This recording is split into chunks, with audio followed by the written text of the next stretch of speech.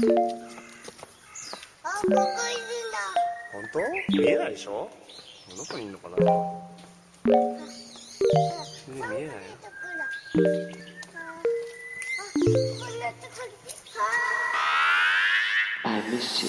Hey Internet, how's it going? It's Friday, September 5th, 2019, and you're listening to Waypoint Radio, episode 261. I'm your host, Rob Zacny, filling in for Austin Walker, who is Cado, what on are you paid vacation. for? Figure it out. Joining me this Friday is, you just heard him interrupting me, as per usual, Pat McCleppick.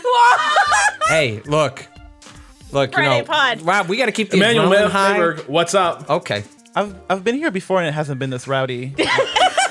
Is this what's It's up? Bears Packers Day, baby. Let's go. All right. Friday energy, I guess. All right.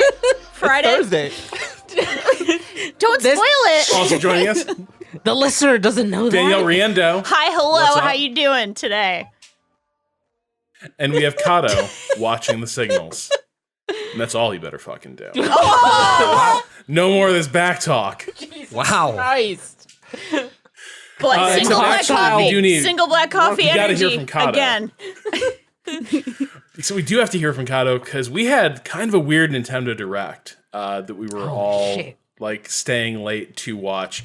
And somebody on Twitter sort of messaged me this morning saying that it kind of felt like that fake draft we did a few weeks ago where I like took over Nintendo and recreated it as like a 90s PC gaming company. That might be the reality we live in now. They were paying attention. Like, it's possible that draft episode, like, rent the separation between dimensions, and we now live in the Rob Zacny Nintendo CEO universe. Yeah. Which is like yeah, the Arrowverse. What? Jedi Outcast like is just the beginning. It's just like the first bleeding over of the dimension before it's like, hey, Miyamoto is collaborating with the Splatoon team to make Quake for the Switch. It's an exclusive. I love it. What is Deadly Premonition and why Squeak. were people excited about it? Oh, boy. Cado. That's fair. It's been long enough. you That never was watched a Xbox Let's Play?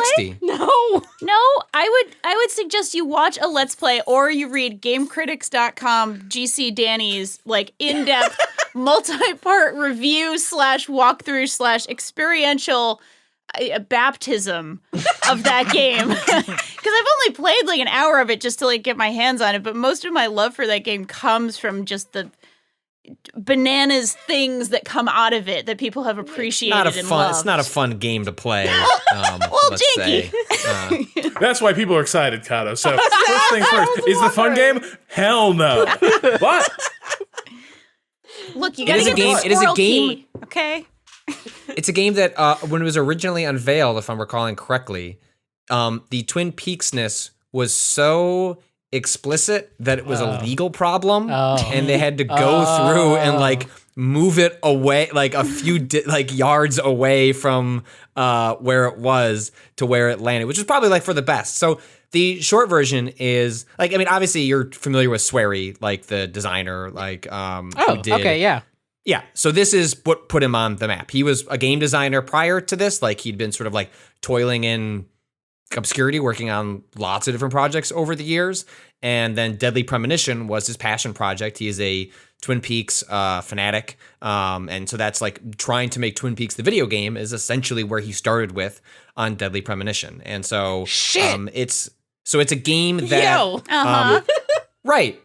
But it has such an interesting arc because the game is not fun to play. It has such horrendous combat, where it was the kind of thing where it was like play it on easy, not because it has anything to do with your skill level, but because it's just the fastest way to get through the combat sections and onto the parts that are really good, which are the story, the characters, the tone. Like if you've played his Connect game or seen any videos of like D3, like it's, it's in that same like veneer.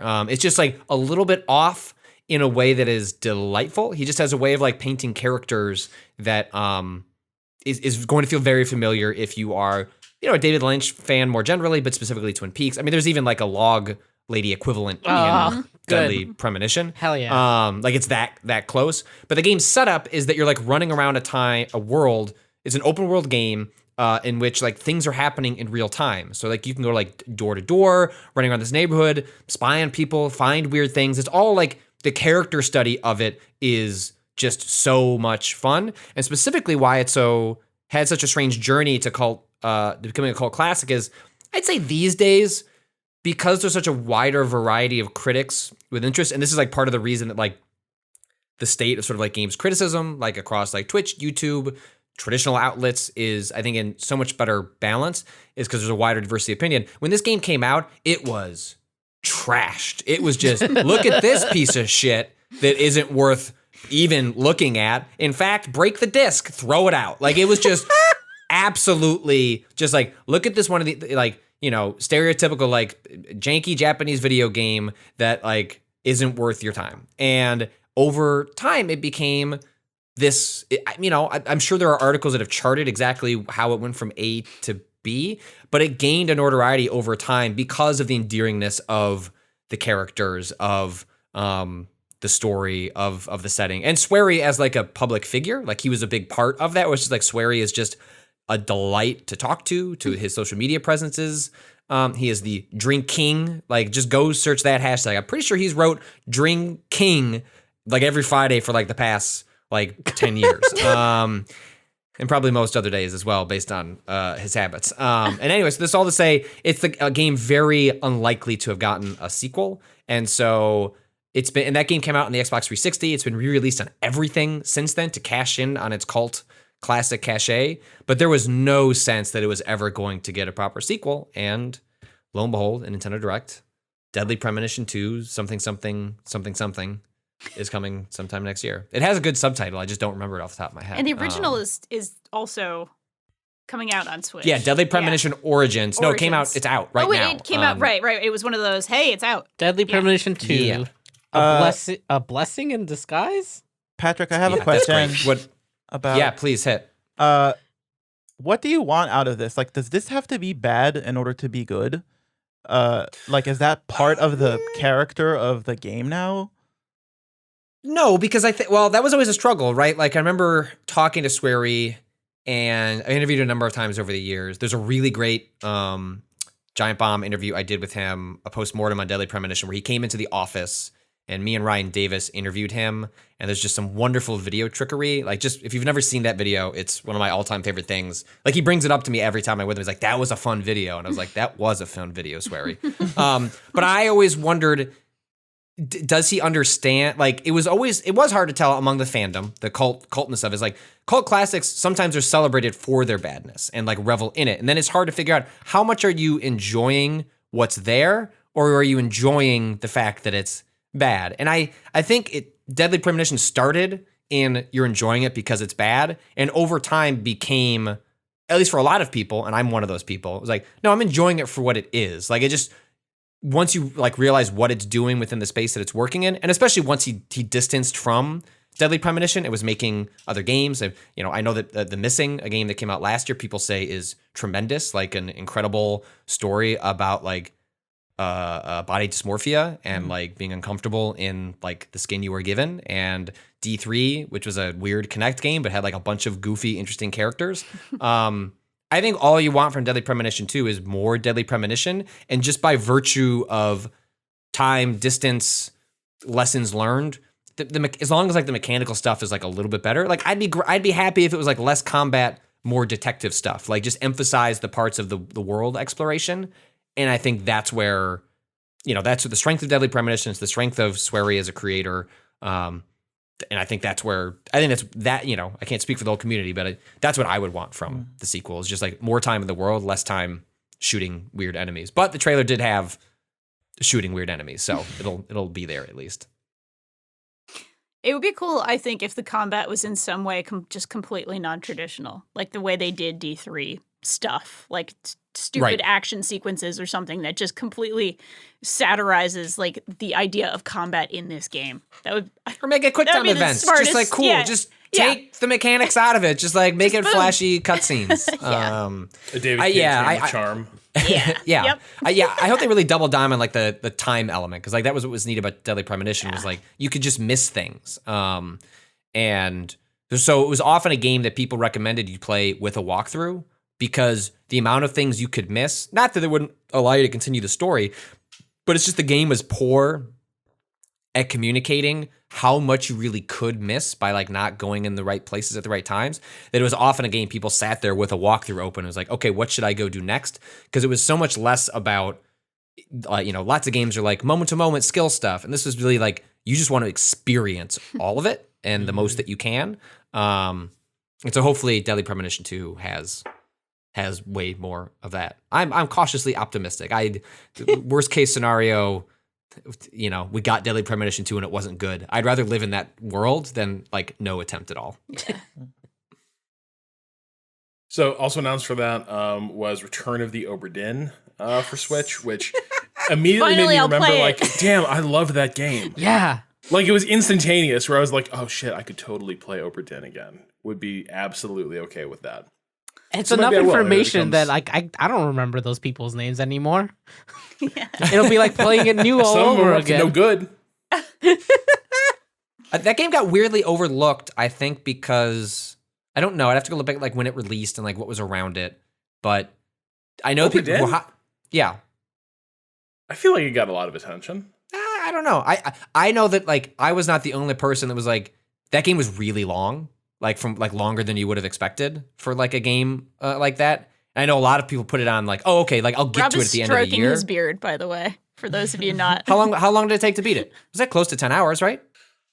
I can look that up exactly, actually, because it didn't feel long, but you might be right. I want to say it was like an 8-hour game. I don't want to say it was longer than people thought, and so there were a lot of people, and I guess I'm speaking traditionally from like a critic circle as opposed to the mainstream audience, was like, oh cool, I'll go get to that in December Okay, when I'm doing 11 Game of the hours. Year. Huh? Gotcha. 11 hours. Yeah, that's But it that's feels long like enough 4. that like it. Sure.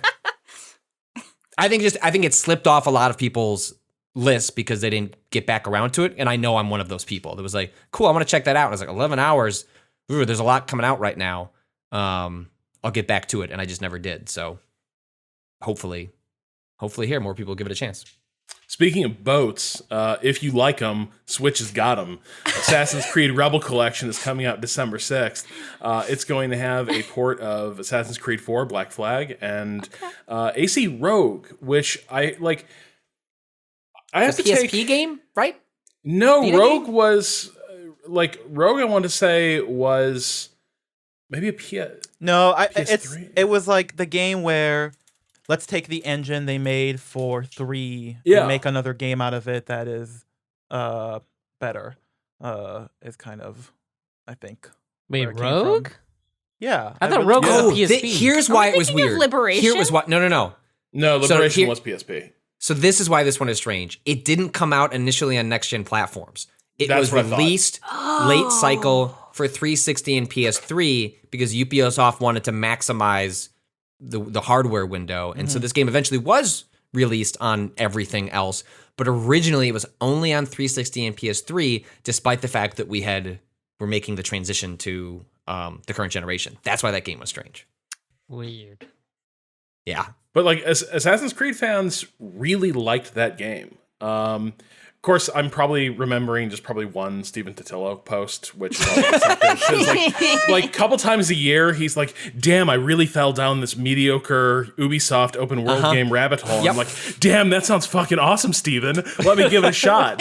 And then like flash forward 12 hours, I'm still in the prologue. And Yeah. I'm like, I don't think this is me. I don't think I can live that life. Yeah, I read the I'm same not in the post. big chair. I read the same post and I was like, I'm going to play this. And like 10 hours into it, I was like, what am I doing with my life? It's like, this is not worth it.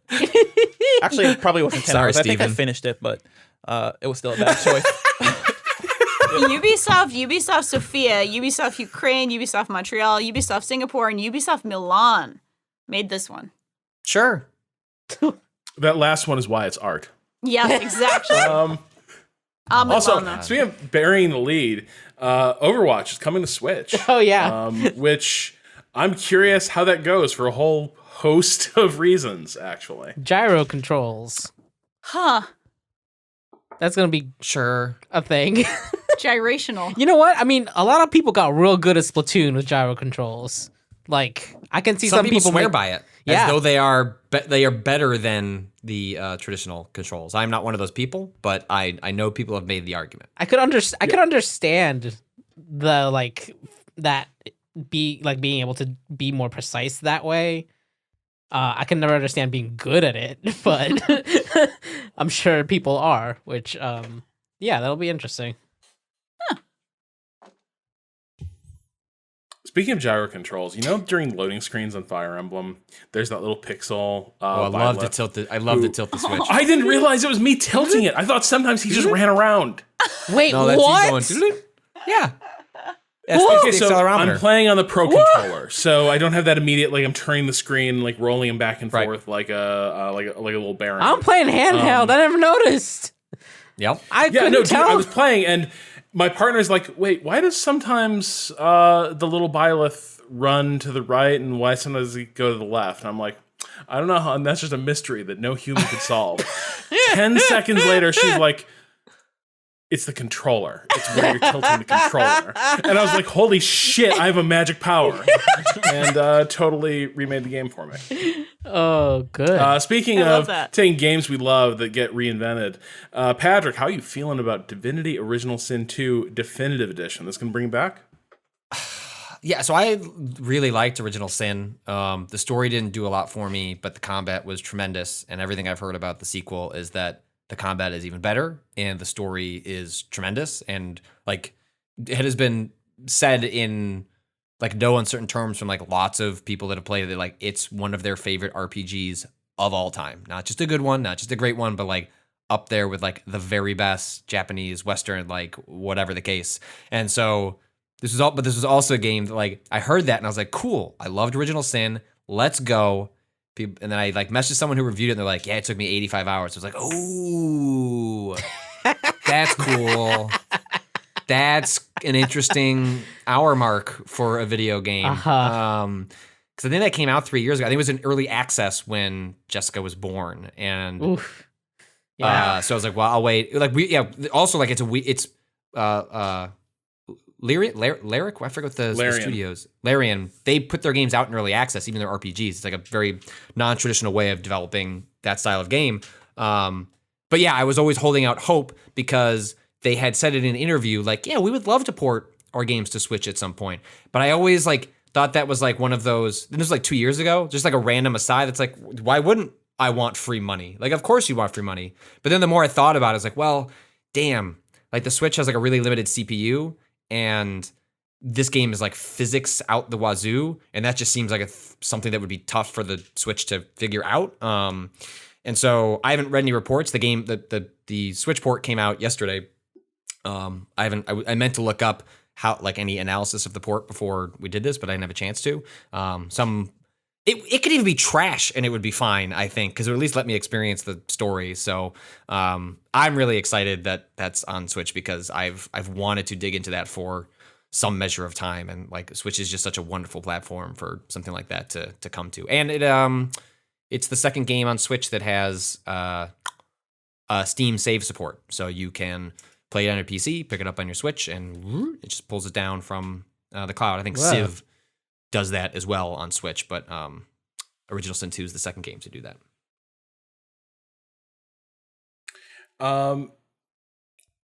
Cado, Uh-huh. tell me about the Cramorant. It's a bird. It likes to eat fish, and if you spook it, it spits the fish at you. It's a fucking perfect See, that's a good, Pokemon. wholesome Pokemon It's I a can fucking get behind. great Like that- and wonderful Pokemon. Oh, it's just a shitty, pissed off seabird, and I felt a powerful affinity there. And there's nothing like deeply upsetting or troubling about it. No, not at all. Unlike some other Pokemon I could name. Uh-oh. What you mean? Fucking Haunted Mrs. Potts? Ghosty? Yeah. The undying spirit of Mrs. Potts. Look, Chip had a hard time after that movie, okay? Jesus. Poltegeist, I think. Am I saying that right? Let's see. I think so. Let's take a look, shall we? It's a ghost. But what? You drink. Yeah. You can drink some of the ghosts. What? I don't like that. What? Don't. No, Uh, but Drink the see, ghost. Isn't the... Okay. Back up 1 second. Yeah. Okay. Oh, God. So if the Pokemon likes you, it will let you drink its tea. No. Uh-huh. Oh, it lives It's a game for inside the children. teapot. Yeah. And its feet come out. Yeah. So what you're drinking is its feet. It's feet juice. You're drinking its like pee and feet juice. Its body is made of tea, apparently. Yes. Since What? its body is made of tea, you may even be able to have a taste. No. Be careful. Too much and you might not feel so well. Thank Wait, you, it's Nintendo a black, America a black for the warning. tea Just- Pokemon. Just like real good tea is notorious for making people feel. Just have delicious tea, you feel immediately sick and like you've taken something unholy into your body. I just watched so Midsummer. yeah, you know. This all sounds cute though. Look at it. It's cute. It's got a cute face. I love it. I love all Pokemon. Wait. Pokemon are great. Okay. Name origin. Poltergeist may be a combination of poltergeist and tea. Pato-desu may be a combination of pot and death, and a pun on Pato-desu, it's a teapot. Wow. I got that one. Japan's got all the good names for the Pokemon. Pokemon. That's some good shit. Pot and death. Pot death. That's some good shit is what you're going to say when you start drinking Yeah. this ghost. That's some good tea. Let's make some Cado, you poltergeist also- kombucha. Excuse me? Is that tea? Oh. I think we established it wasn't tea. It is tea. I remember It is vividly tea that has whole been conversation, and fermented. everyone said, "We agree, Rob. You've made it a completely airtight argument for why that's not tea. So we don't need to discuss it again." But Cado, you did make a comment yesterday that I thought was interesting, and possibly by this point we've got an article up on it that you can read. But you mentioned that a lot of the new Pokemon that they're showcasing seem to, like, the rules governing them kind of run in contravention to longstanding Pokemon tradition. No. No? That was about Smash. That was about Rob. Smash. That was a good effort, though. Cado, Although that's not Nope. that is not Absolutely untrue. not. That is not completely untrue of Pokemon, but that was about Smash. So Sorry, man. I was all saying, I right. was like, damn, see, Hey, this is we meet can my just, unlearned eyes. I was like, I don't know the nuances of Pokemon. Do you This know looks when like the same Batwoman premieres shit. on the CW? Oh, God. did you know Arrow was part of the DC TV universe, Oh. the CW verse, or whatever the hell it's called? I mean, it is the case, right? That like they're running out of like basic concepts, like, or they ran out a long time ago. And so almost part of the joy of a new Pokemon game is like, all right, motherfuckers, Drink these feet. what next? What are you Yeah. even gonna do Yeah. now? Absolutely. Sweeties, feeties, teasies. Yeah. Also, the Okay, the turn drink- off this drink- podcast.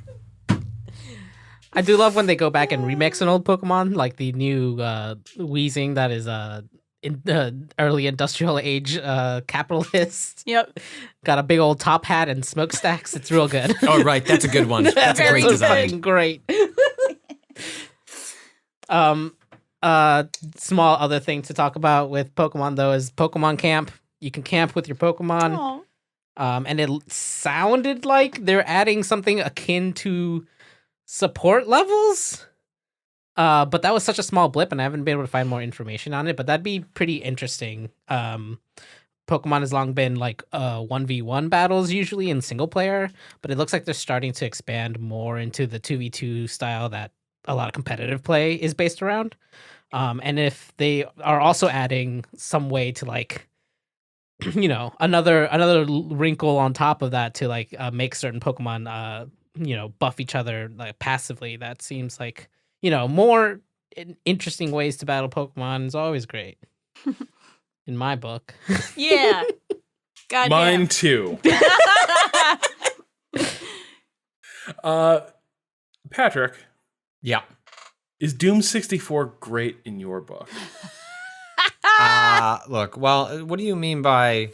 Yes, okay, one, I think Doom 64 is great because it was, as someone that was obsessed with Doom as a kid, playing Doom 64, which is essentially, I think it was all brand new levels, but like using a lot the same character, like I don't think there were new like enemies or anything like that, but it was updated characters, like redrawn, high res at the time, Vaseline blurry Nintendo 64 character art. So it was like seeing like the Pinky Demon and the Imp and the Cyber Demon in like like completely redrawn with like seemed like new technology at the time was so cool. And also, Doom 64 is critical to the unified Doom mythology theory, Yes. in which all Dooms are part of the same timeline, contingent on the story of Doom 64, which I'm not going to get into here. You're Please, gonna oh have my god, to, I don't know this theory. What is the theory? I'm begging you. I am a Doom fan, and I don't have the specifics in front of me, but like the short of it is that there are elements of the Doom 64 storyline, of which is just like the opening text and the ending text that provide Good. a premise that allows you to connect every single one of the Doom games. Because like in Doom 3, you find like artifacts of like previous Doom games, and then if I remember correctly, the 2016 Doom, there is the implication, and I might be getting this wrong, but like if I remember, is like that there have been all sorts of timelines, like the span at which like the war that you are participating in is like just thousands of years, and like could like what happened in Doom 3 may have been like a different like era of humanity than what is actually present in Doom 2016. And so there's like a unified Doom theory that I want to present to the developers, but I haven't pitched it quite yet because the game doesn't come out till the end of or not till mid of November. But yeah, Doom 64, good ass game from what I remember, and good ass sprites. So I don't think they're as blurry as they used to be. I hope they include an option that's just like Vaseline mode, so you can just see it in what it Anti-alien. was like in Vaseline. 1996 or whenever. And also, like, it's like critical to remember when the N64 came out, there were like no games for it. I mean, Mario 64 came out, and it was like one game a year if you were lucky, other than like you were getting excited for Mortal Kombat Trilogy. Like, yeah, they put in all the Mortal Kombats, and it's blurry. And the Nintendo 64 controller is terrible for fighting games. I'm psyched for that. I played a lot of that Mortal Kombat Trilogy. And Doom 64 was one of those marquee, like you go to the software, etc., the electronics boutique. Babbage's. And, like Babbage's. And it's like, cool, I'm ready for Doom 64 because I want to pay $90 for this cartridge and I need something else to play on my N64. But it's a good version of Doom. Excellent. I could never play those games because they made me dizzy. Oh. That's fair. The bobbing. They were fast. Yeah. Yeah. Oh, the head bobbing? Yeah. Like fucked you up? Yeah, I fuck think me you can up. turn that off in like the modern versions, right? Ooh. Maybe? Maybe I'll check some of them I feel like out. that might be the A case. little smoother. Smooth Cado's mode. day has Yeah. come. You know what game I really liked? Mm. Star Wars Jedi Knight 2, Jedi Outcast. Yes. Was the first one bad? I don't remember. I played all of them. Well, Does that flummox you? I'm trying to. No, was the first one bad? What is the first one? I don't know. I also didn't play the third one. I played Okay, because the Jedi nomenclature Academy in is the this third one, series- right? Knight. This is Jedi Knight 2? Dark Forces. Dark Forces 2 Jedi Knight. Mm-hmm. Right, it's like the Rambo thing of naming. So, And there then was, is it like- so Dark Forces was a Doom game. Jedi Knight was a polygonal game with lightsaber combat. Mm-hmm. Third person as then- well, right? Third Yes, I think person lightsaber combat was optional. Yeah. The shooty bits you played in first person. Mm-hmm. And then, yeah, there's Jedi Outcast and then Jedi Academy, which came out. I think that was the third one pretty late. I remember not liking that one very much and not finishing it.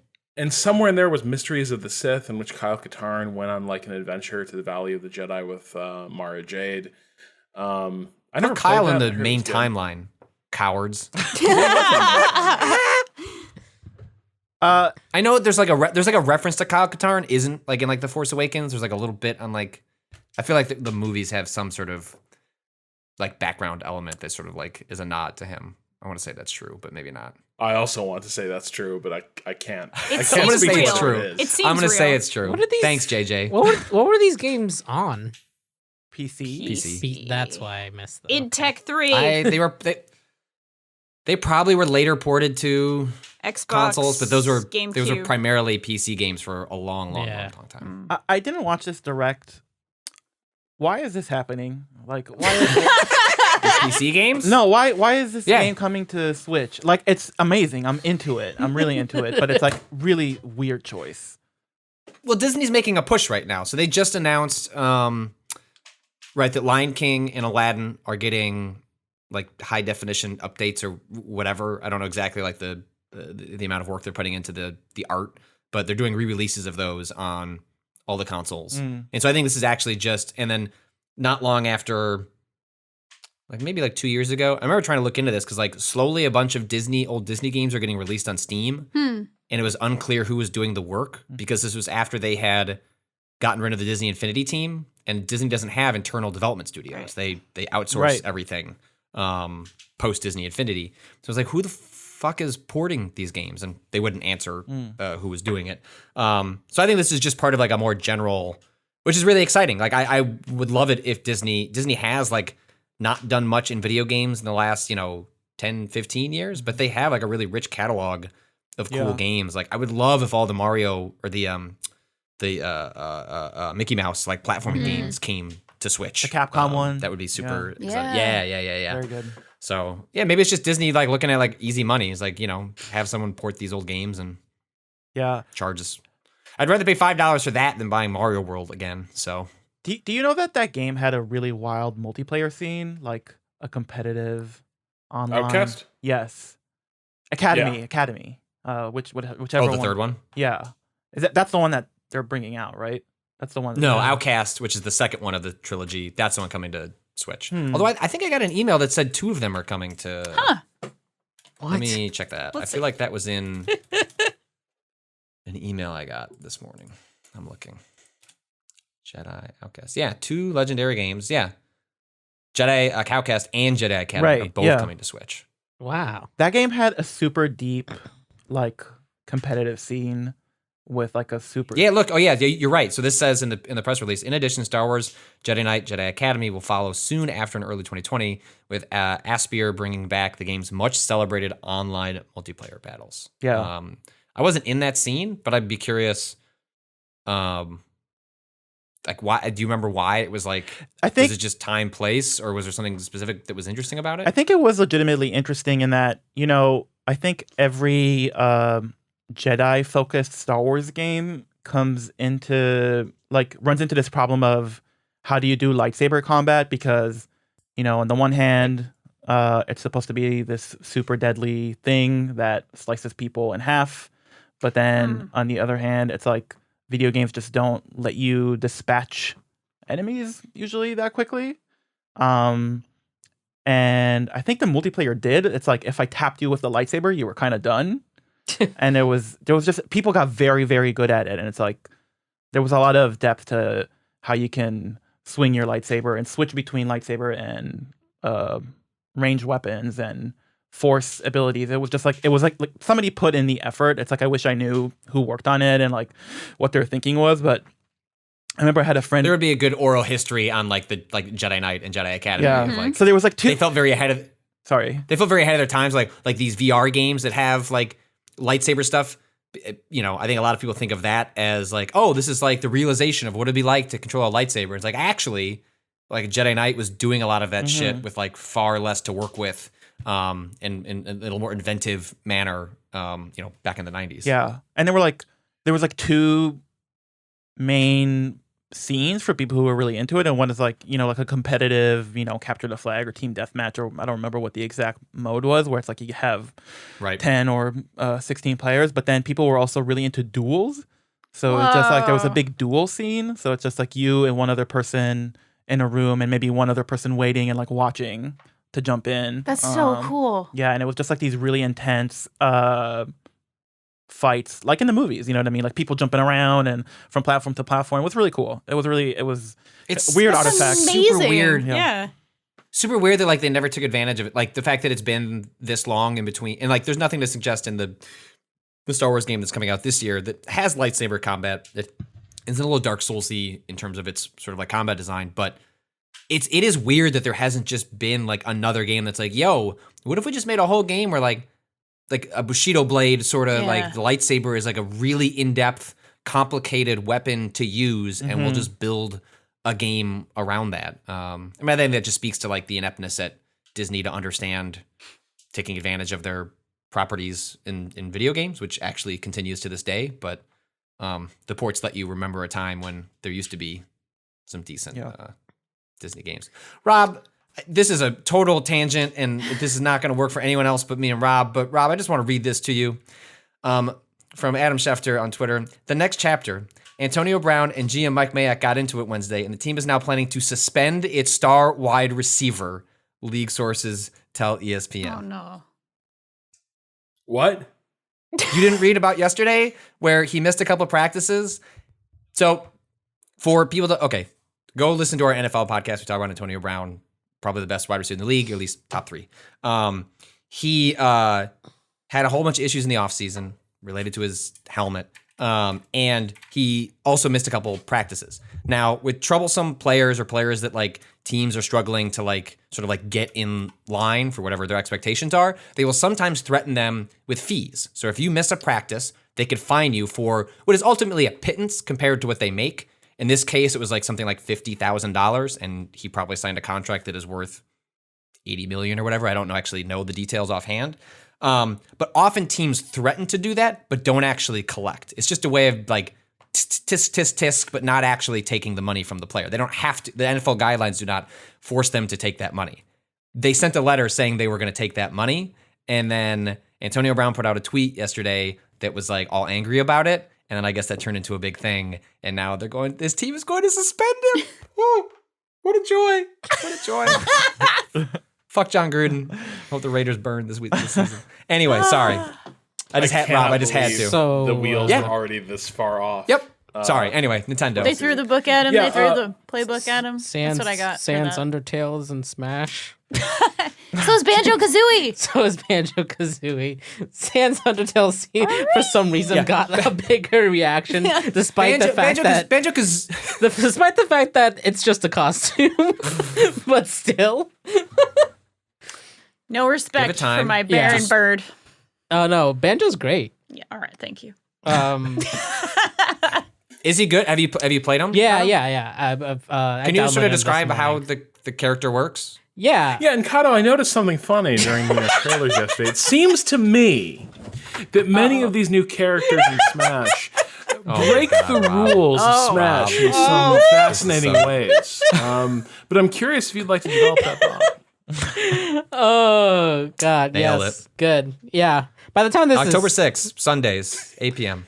by the time this is out, I'll have probably finished that small blog post about how each of the new DLC characters in the Fighters Pack that has come out since the game's launched, I think have in small and increasingly more drastic ways broken kind of the rules that they've set up for Smash characters. Like Smash, a part of its ease of pick up and play ability is that all of the inputs are the same for every character. Which is, like most fighting games, you have different kind of archetypes of characters, like your Ryus with your quarter circles or your grapplers or your charge characters, things like that, where the inputs are different. But here, what you're really learning is kind of what to expect from the same inputs across every character.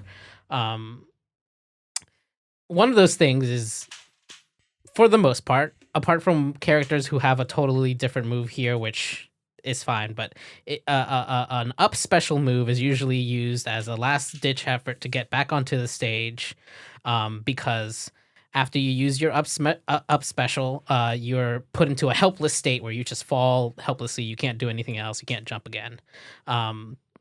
For some reason, I don't know why. Maybe this is just a thing because you could do this in the original Banjo-Kazooie. You can use your up special, which is still a super like high not even that high, but a high vertical jump off of a spring, and then you can continue jumping after the fact. Danielle, fact check. Like, is that something Banjo-Kazooie can do? Well, he can do so you can jump and then it does like a flip. Yeah. Is that what this is? Okay. Yes. Yeah. Fact check. Okay. Checked. Affirmed from the banjo expert. Great. But basically, like, it's like a simple thing that they're breaking there, where like normally using your up B is the last thing you do in because otherwise once you do that you can't act anymore. The other thing being that their side special is a limited time use. Like you can only use it 5 times before, then you just can't use it for the rest of the match until you die, which is wild. But each of these, and that's like, I forget what the move is in the original games, but it's signified by little feathers. Like flying? No. Oh, the golden feathers where you're invincible kind of thing? Yeah, that. Cool. But so once you run out of, you only have 5 feathers, and once you run out of them, there's no way to recharge them during a match until you lose that stock, basically. Wow. Which is cool and not a thing that any of the other characters have done. And it's just like it keeps. They're willing. It feels like they're willing to bend the rules more in order to keep in line with the spirit of the original characters in their original games. Like they did this also with Hero, where like Hero's smash attack has a critical chance because like you get critical chance in RPGs, and it is random enough that people have like some tournaments have banned them because there's like, what if you just get a lucky crit? Like that's not skill. Like we're gonna ban this character because it's too random. I think that it's fine because it's only on the smash attack, and like if you're letting someone smash you to hit the smash attack on you, it doesn't matter. Like you're probably gonna die. Well, anyway. the entire thing of like Get good is what Cado says. well, and also like yes, there's this entire like competitive scenes love to like have a definition of what skilled play is. Yeah. And how the game should be played, and then they try to enforce that through like tier lists and such. This isn't universal, but I have always found this an interesting aspect of the entire thing where like there are some things clearly within the game, like some games are straight up just never designed to be competitive games. That doesn't necessarily stop them. Yeah. The original, Smash clearly wasn't designed to be a competitive game. But yeah, it is always funny to me to see this idea, especially like with a new game where you immediately have people deciding like, oh, I don't like the way that victory was won. Right. That seems cheap, so we're gonna ban it. Yeah. Let's see. Anything else from the Nintendo Direct that got people really fired up? SNES games? Oh yeah. It's pretty Some cool. really weird choices. Stunt Race let me look at FX. this again. First time it's ever been on anything other than the They said today. SNES. We're recording on Thursday. They said today, and it hasn't Yep. happened yet. I keep fucking checking the eShop. Brawl Brothers? I don't even know what that game is. Straight up. What is Brawl Brothers? Answer me. Anyone know? Who are the Brawl Brothers? I really hope it's a stealth demake of Smash Brothers Brawl. Oh my god. It's not. It's not going to be, but that'd be great. It sounds fun, and it's also all caps, like one other game here. 2 others. F-Zero also all caps, and Super EDF, Earth Defense Force, which I didn't even realize had a history before the games on like next assumed gen. That was a yeah. I don't even know what that looks had like no on idea. Super Nintendo. Like, because I figured that I always thought that was a polygonal game, and apparently it started as a shooter, like a R-type game. What? That's wild. Today I Yeah, learned. that's what Super Earth Defense Force was on SNES. I mean, because like there's no way that the 3D capabilities of Yeah. the SNES could pull off that what they do. Yeah, it's a good lineup. I guess I'll just read all the names. Brawl Brothers, Demon's Crest, Joe Mac 2, Lost in the Tropics. I've never played that. Kirby's Dream Land 3, Star Fox, Super EDF, Earth Defense Force, Super Mario Kart, Super Mario World 2, Yoshi's Island, hell yeah. Yes. Super Puyo Puyo 2, hell yeah.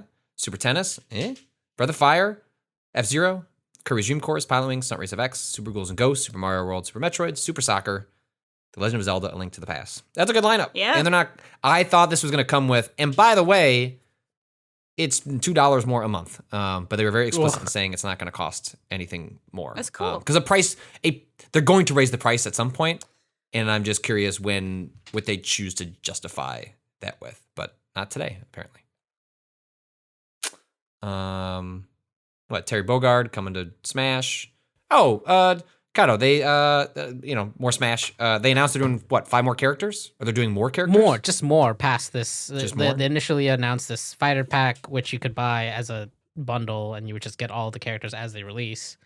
But they said like there will be more characters after this fighter pack. This isn't the end of Smash. Sakurai will never sleep.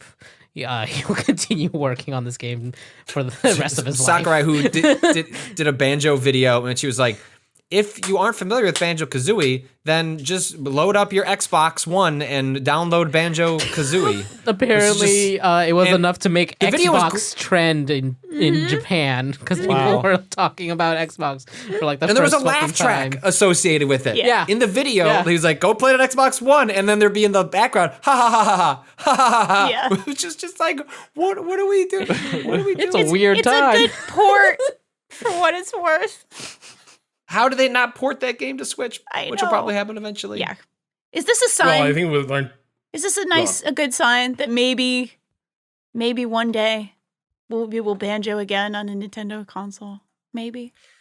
I doubt they'll ever make another Banjo game, but I bet at some point next year we get the rare replay on On Switch. That'd be so Switch. great. Yeah. That'd be so Yeah. nice. Oh, I'd be happy about that. I don't know. I take a different stance. I think one day marketers, publishers are going to realize there's a lucrative Danielle demographic that you just need to tap into. Yeah. There's It's a lot of it's me. a gold mine. Yeah. Well, there's a lot of people in their mid-30s who were like young teens when those games came out and were obsessed with them and Skip thought they it were the then, best thing. We'll skip it now. Oh, no. Honestly, if they just did like Banjo-Kazooie Nuts and Bolts Definitive Edition and put that out on the Xbox and Switch, that'd be good. Like, because that is also in a Deadly Premonition sort of way a game that was like weirdly misunderstood at the time, Yes. but has now been come to like be thought of as like a really underrated, innovative. I don't know if classic is quite the word, but definitely a severely underrated It's a good game. game. Yeah. But yeah, I think that's everything from the Nintendo Direct. Wait, what was that? Tokyo Mirage. Tokyo Mirage was a thing. Animal Crossing, more stuff. Oh, yeah, Animal Crossing. Game looks cute. Love it. What was that? The name? What's the name of that Game Freak thing? Little Town Little Town Hero. Little Town Hero. That looked interesting. I don't know. And with music from Undertale's Toby Fox, which I think is just leading into my theory. This is not supported by any reporting, but my theory is that what's his new game called? Cado? Deltarune. Yeah, I think Deltarune is going to be announced as a Switch exclusive. It'll come to PC, but I think like Nintendo is just bringing him in to play Smash with Sakurai, letting him do a remix for Smash Brothers, like having him do music for like Little Town Hero. Like Nintendo was just buttering him up for a contract. Let us And give so you a that is- team.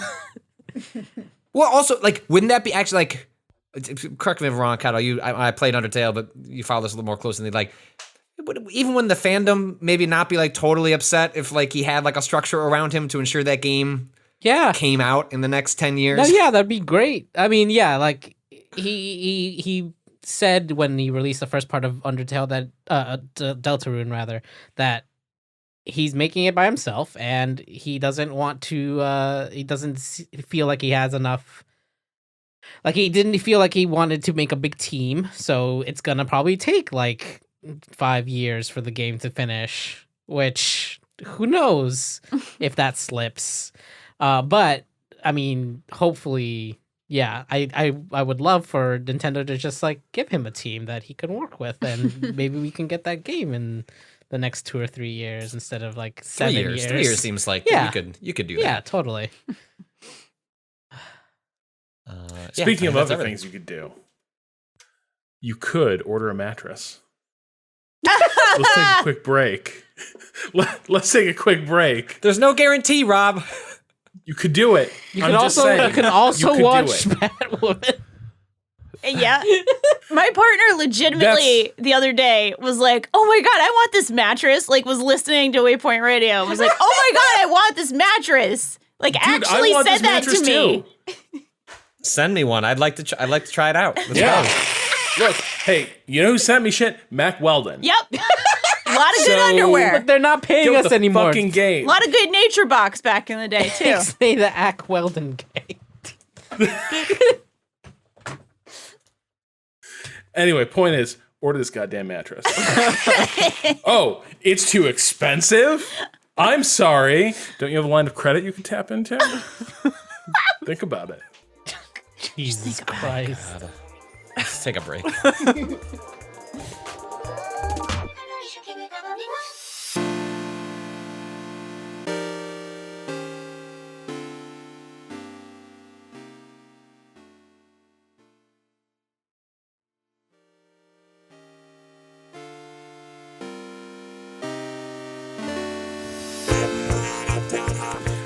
And we're back. So, Emanuel, you've been playing some Gears. I have. Gears is back. Is it better than ever? I would say that it is not. It is not better than Gears has ever been. Definitive. I believe that Cam's review of it is on the site right now. Yeah. I gave that a read with you before it went up, and I think he's right on the money. Is anyone here a Gears fan or a player even? Yeah, no, I've really enjoyed those first 3 games. Never dipped my toes into the multiplayer because that's just never been my thing for any franchise. But in terms of like playing a Michael Bay like video game, I've always felt like Gears, like even though Call of Duty was often the one associated with that like comparison, I actually felt like Gears of War was like always far more apt because, you know, I actually found like the characters like fairly endearing and like, you know, not a ton of depth, but like I enjoyed rooting for them in the same way that like the best Michael Bay movies, like a Bad Boys or something like that, you're like, yeah, sure, hell yeah. Like, and I felt like Gears always nailed that like vibe and was just like, and it felt really good to play. Yeah. See, I always got a little frustrated by Gears because I first came to the series like after Gears 2, I picked the series up, but I was kind of expecting it to be tonally like the Mad World trailer. Oh, no. So because I was like, damn, like it's so bleak and sorrowful. This burly man has hidden depths and like war is a tragedy and destruction. And so I was like kind of taken aback when it was just like a crew of homies wrecking shit. when Cole is busting through with a bunch of like mildly to explicitly stereotypical lines and he busts through a window like he's the Kool-Aid man. Yeah. Coltrane. Yeah, and I was like, so when does the contemplative like sadness begin? In my experience, it never did, but it does look like maybe they tried to start weaving that kind of depth into the series as it went along. Yeah, I mean, I think they always try to do that. I would say it is bleak. Like, it is a world that exists like it's just a world of guns and bullets and chainsaws and gore. It's like that's all there is to it. And it's like their bodies are like built. You know what I mean? It's just like the only thing that happens in this world is fighting and killing.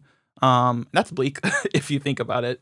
I also came to the series late. I wrote a big feature about Gears 4. I think it was 20. Gears of War 4, thank you. Gears 5 is the first time we have dropped Really? the of Really? War. Oh my god. I apologize.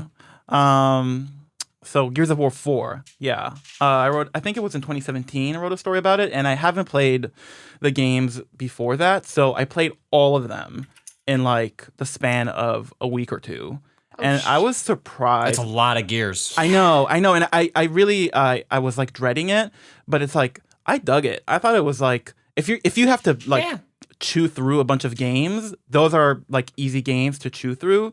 They never slow down. It is just like go do explosion thing, so satisfying gunplay. Exactly. Here's the thing. It's like obviously like many games can be compared to a roller coaster that you just like riding, but Gears is that in its very DNA. It's like so like one of the main things you do just like second to second in that game is a roadie run, right? It's like you hide behind cover and then you need to get to a better point of cover to get the drop on your on like what are they called? The locust.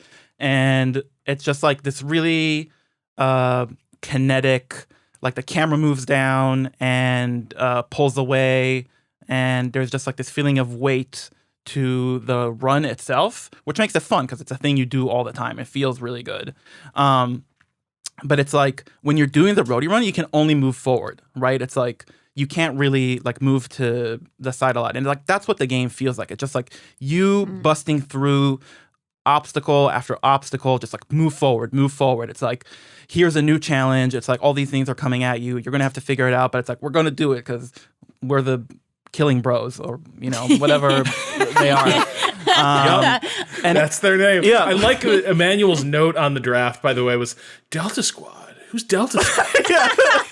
Do you mean the Killing Bros? Yeah. So that's the game. It's like this, just like this linear thing that you run through, and it feels really good, Patrick. Like you say, it's like, and this game does as well. It's just like from like the first frame, I'm just like, wow, this really pops. It's like everything is colorful and chunky, and it's like shooting these enemies in the head is like the same satisfaction you get from like popping a zit or something. It's just like, it's all very visceral and great. But the thing that it does here, and like the coalition, the developer, it's like their big statement seems to be like, hey, what if Gears but open world? Like, what if, you know, and not fully, right? So No. I haven't gotten to that point yet, but like the open world, when you say that word, like it has like an enormous amount of connotations that can mean lots of different things to lots of different people. But I mean, like I've played up through Act 2, so like the first like 3 to 4 hours of the game, and it is just straight linear Gears. Like it is, like I just want to like make clear that like for a good chunk of this game, it is just what you have experienced before I think it takes a turn. A couple yeah, of in. and it's not much of a turn. It's basically saying like, instead of being in this hallway, what if you were in like, what if you got to choose which hallway to go to next? You know what I mean? Right. And that like that really seems to be like the twist to the game, or like their big statement about where the series is going.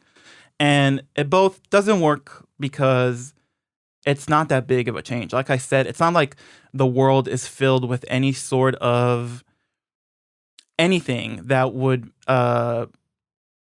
like be surprising, or like any sort of emergent events that you would get just from like going from point A to point B. You're just like going from point A to point B, and like once you get there, it's a normal Gears game. So it doesn't work on that level, and it also doesn't work because it's like, that's not what I want. It's just like, I want the roller coaster. I want I want to be on this ride, which is like constantly pushing forward and like doing one awesome thing after another. And I thought like all the games did that. I thought 4 did that very well, and you know, this wasn't what the piece was about, so it's not in there, like this big feature I wrote about Gears of War 4. But what they kept saying is like, we have to do right by the fans, right? It's like the whole thing was, it's a new studio. They haven't made a game like this in a little bit, so it's like, we just want to get it right. And they did. They got it right. They made another one of those. They did it really well, I thought. I had fun with that game. And now it seems But this like... is what the Halo team ran into same, as well. yeah. This has been my general criticism of Microsoft's approach to both of these franchises, is that they handed them off to new studios and then tasked them with, I think understandably, those studios being like, look, let's do something that's like pretty safe, pretty conservative. Let's just prove that we can make one of these. And then I don't think it's surprising over time, both of them have gone in similar directions. We haven't seen Halo Infinite, but the promise of Halo Infinite is that it is like a much more true emergent open world, like a real like reconfiguring of the context of Halo. Whereas like Gears 5 feels like a half step toward, or even a quarter step towards like something much more of a profound change in a Gears 6. But it seems like they found themselves in like a really weird spot in both franchises, where the games they made, like Halo 4 and Gears of War 4, were games that, like, you know what, didn't need to publish them. If you could have just made those internally and we just never saw it, you just proved you could make them. Cool, you're good. Now go make something a little more risky, a little more interesting. Like, put your imprint on these franchises. Like, you know, especially these many years in, both of them are feeling like what they do well, they continue to do well, but they're feeling stale relative to what else is happening in video games. And it's taken them so long to catch up. And that's why Gears 5, even though what I've read about the open world stuff and the way you're talking about it, it's interesting. Like, I'm glad they're pushing up against the boundaries of what Gears is to some degree, because Gears 4, I think, at least proved that the roller coaster is fine, but also, like, I wouldn't mind if it was a different roller coaster, you know, like a different world, different characters. Like, they clearly can do it. I like the spectacle, but I've seen a Brumac attack, like, you know, 10 times. I don't need to see it an 11th time. And so I'm like genuinely curious where they go from here, because the game is good enough, but it feels just like Halo 5, where Halo 5 got its own, you know, up its own ass about its mythology and its storytelling in a way that just like left me behind. But I finished that game being like, cool, like, you can do this, but like, go do anything else with this. Like, I'm fine. Like, I think they get so hung up on this is what the fans want. It's like the fans are also excited when you give them something they didn't know they want, and neither of these franchises, at least so far, have felt comfortable enough to be like, let's go do something super risky. They leave that to like Gears Pop or something else that puts it in a completely different context. Yeah, I would also say that the new things that they're trying are not in conversation with whatever is happening in games today, whether that's like really avant-garde indie stuff or even just like the big budget blockbuster stuff. It's like they're in conversations with video games from like 2009. So for example, there is a scene in this game where it's like you kind of go through the prologue, you do all the cool stuff. They're like, hey man, it's a Gears game. It's like shit's gonna like go off. And it's like, that's cool. And then there's a scene where things slow down and you walk through this village basically where it's like you do something you don't do in Gears games a lot, which is like you just walk around and it's like you experience the world. And that is new for Gears, but it's like beat for beat the scene from Uncharted 2, if you guys remember, when you walk into that village in the Himalayas. And it's like when that happened in Uncharted 2, it was like, wow, it's like, look, this big budget action game is just letting me experience an environment with all the fidelity of like a big budget video game. And that was cool back then. Like it actually, like I remember playing it and being like, being struck by it. And it's like seeing them do that in 2019 with sort of like, you get the feeling that they're like, huh? How about this? You know what I mean? It's just like, how about no shooting? You know what I mean? And it's just like, okay, I mean, it's like, I mean, it's a good thing to try, but you're about 10 years too late to this. Yeah. The other thing is, and I guess it's like, I don't care. It's going to be a little spoilery, like very minor, but it's like you open the game with one character and then in Act 2, you switch to a different character and it's a woman. And it's like, I think even that is meant to hit the player about like, huh? It's like, it's Gears, but you get to play as a woman. Like, isn't that like really daring? And it's like, it's not a big deal. You know what I mean? It's like, it's totally normal. And she's a good character. I actually think she's also on the cover, isn't she? Yeah, I was going to say, like, I have the copy in my hand. Yeah. She's front and center in, like, sort of the story of Gears. It's like Kate, right? But it's like she's a really interesting character. Yeah, but it feels like they're trying to make a statement with it, and it's just like, I don't think that it is. You know what I mean? It's just like, it's not a thing to make a statement about. It feels really weird. Well, I'm curious. Like, just the fact of her being there feels like a statement, or does the game call attention to it? Like, does the game sort of put in lights like, whoa, like female leading character, crazy for Gears, right? Like that's how I feel. Yeah, I feel that's my sense of it. You don't play as her, or you can't play as her for the first half, right? It's like a switch. It's like it's a Metal Gear 2 thing where it's just like you thought it was going to be just another Gears game, but it's not because you're her. You know, and I don't know. It's not. Yeah, but I'm curious. Like, but why do you feel like it's calling attention to that? Because I think it is. The thing I want to be cautious about is I don't want to say like, aha. It feels like a woman being the lead character in this game, they must be making some kind of statement. I'm curious how if the game feels like it's sort of putting lights around that idea. How is that coming across? Like, does the text of the game sort of congratulate itself or like pick a fight that is no longer a fight over gender discrimination, gender dynamics? Does it sort of call attention in that way and sort of congratulate itself on a presumed daringness that maybe is unearned? Mm-hmm. Like, how is it communicating it? Yeah. I think it's more, if like, Emanuel, you're further, but it feels like for me, it's more like the open world stuff. It's like, cool, it's here. What'd you do with it? And that also feels like maybe similar to what's happening here. Like, it's fine. Yeah. Sure. But it's more, and it's not saying that Kate's a palette swap or anything like simple like that. Like, she is a fully developed, interesting character, probably the most interesting character in the game from what I've played. But I don't know. It feels similar to that, Emanuel. Was she in 4? Yes. Okay, I played a bit of 4, and I do remember an interesting moment very early on in that game where she encounters like a poster that basically tells women they need to reproduce. Like there's like a very sort of blatantly sexist moment like right off the bat where she's kind of like, ugh, you know, she sort of reacts to that and that being like a thing. So I'm almost like wondering if this is connecting back to that and being like But now a bigger chunk of the game is more, front and center about this sort of thing. Yeah, I would compare it to, I don't know, Patrick, if you got to this part, but it's like there's a reference to an event that happened in one of the cities where like the Gears were confronting protesters. I just got to that point, yeah. And then it's revealed who actually shot at them. Yeah, but it's like I do feel like there's a fair like my read on it is like that it's sort of like the fact that we're even like bringing an issue like this into the game is like a big deal. You know what I mean? It's like Gears is going to engage with this topic, and it's like, isn't that crazy?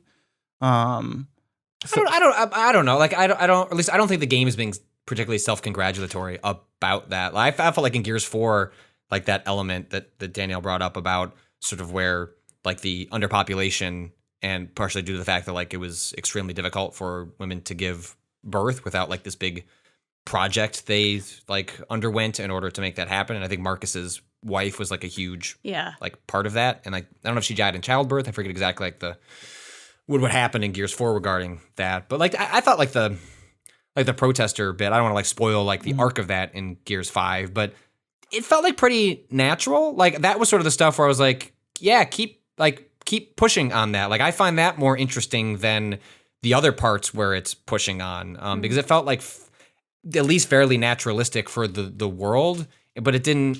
I never got the impression, at least to the point that I'm at, where it's like, isn't it cool? Like we're doing politics. It felt like within the margins of like it felt like Gears 5 specifically feels like a game is like, okay, we've never really thought about the politics of this world because we were more just like a bro-y Michael Bay movie. And Gears 4 and 5 seem, at least to some degree, like, how can we look at that and introduce some elements that would be reflective of the political dynamics of the world we have established? This is something I'm also just curious about, having sort of only tuned in like the first 1.5 games.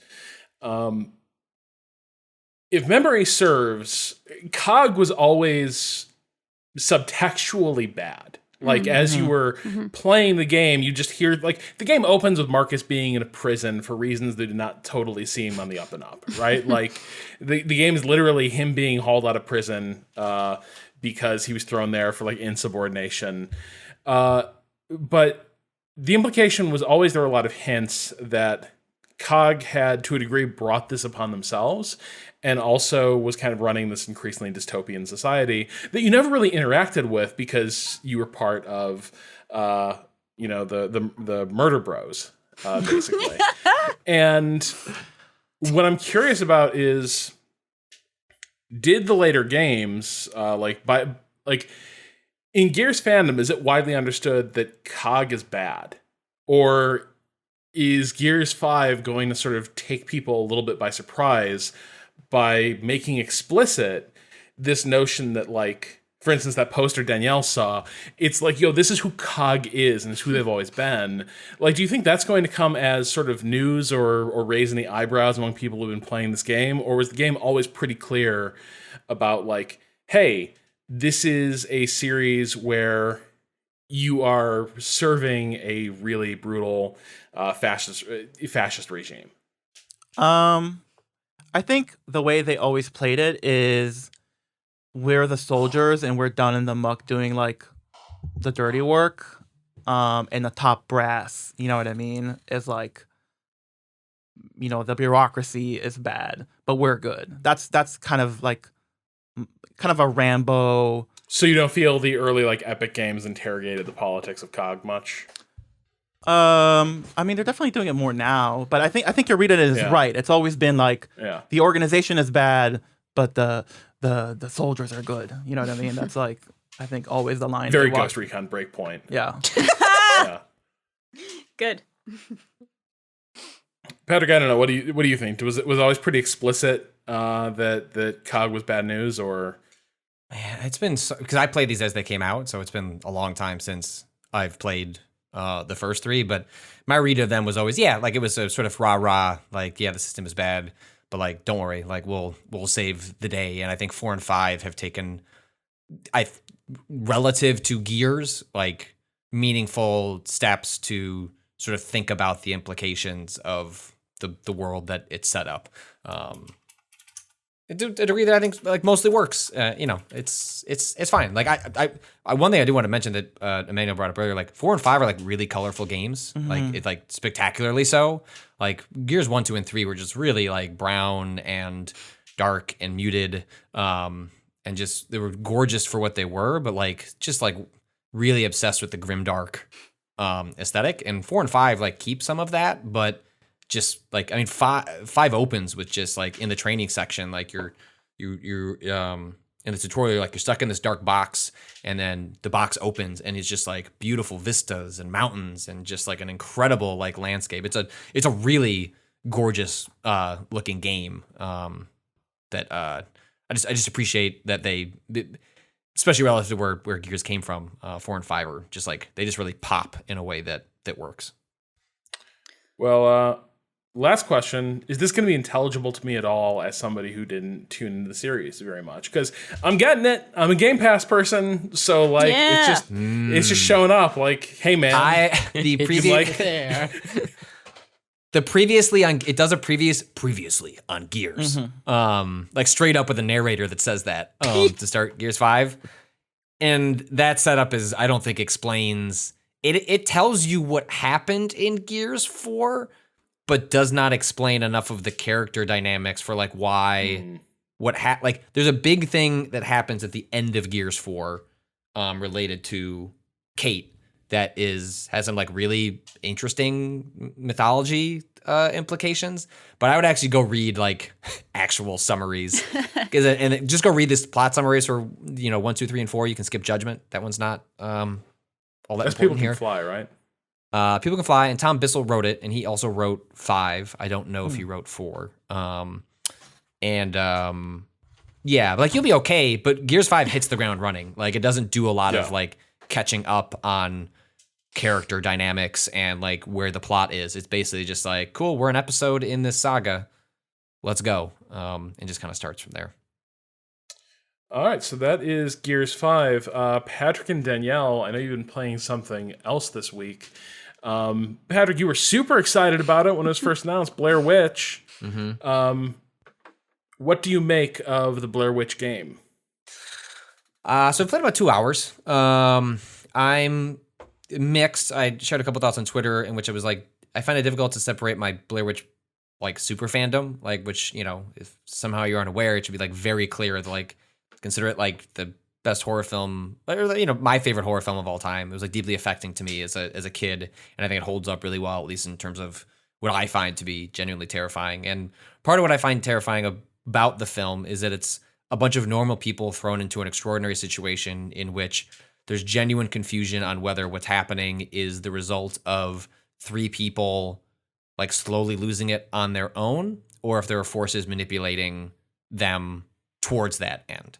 And you don't see anything. You don't see the Blair Witch. You don't see anything. Like it is all just completely off on the edges, and it's part of what I think makes the film work and continue to hold up. To see some spooky stick figures.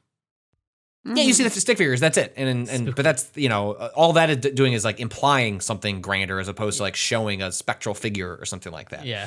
In Blair Witch 2016, the sequel that kind of sort of picks up some years later after the original film, does what this game does. And this game is responding to the 2016 film less than the 1996 movie, 94. I can't remember. 99, I think, but it took might place be later than that. in Yeah, because I think I was like something. Yeah. Yeah, because I think I was like 13 when the movie came out. Yeah. It makes a lot of that stuff explicit, right? Like there are supernatural entities that you find in the woods that respond to light in an Alan Wake sort of way. It also, and that stuff I have less trouble with because what else are you going to do? Like I just think it's difficult to make a Blair Witch game without making the supernatural elements explicit. That is just, how are you going to make a game without visualizing some of this for the player? The things, and I'll be curious, Danielle, because you probably played further than me, is that so again, because Blair Witch, I think, is like normal people in an extraordinary circumstance, Blair Witch, the game, is someone that has mental health issues that they're struggling with. They have sort of visions. They are clearly experiencing to some degree PTSD. I haven't learned enough about the character, but those are really common horror tropes in which as a storytelling device, it's effective in the sense that you can like, ooh, is this real? Is it all in this person's head? Like, ooh, scary. And like, even like separating the negative like mental health implications of that, because like it's become such a trope. I feel like that's disingenuous to sort of like Blair Witch as a mythos, as an ethos of like what makes it scary is like introducing a character who is an unreliable narrator. So I'm curious, Danielle, like you're a little further than me, like what it does with that, if you find that it like actually takes that, decides to do something different and it's interesting. But like those are my concerns sort of like 2 hours in when like the basic premise has been laid for me and I haven't really seen it unfold from there.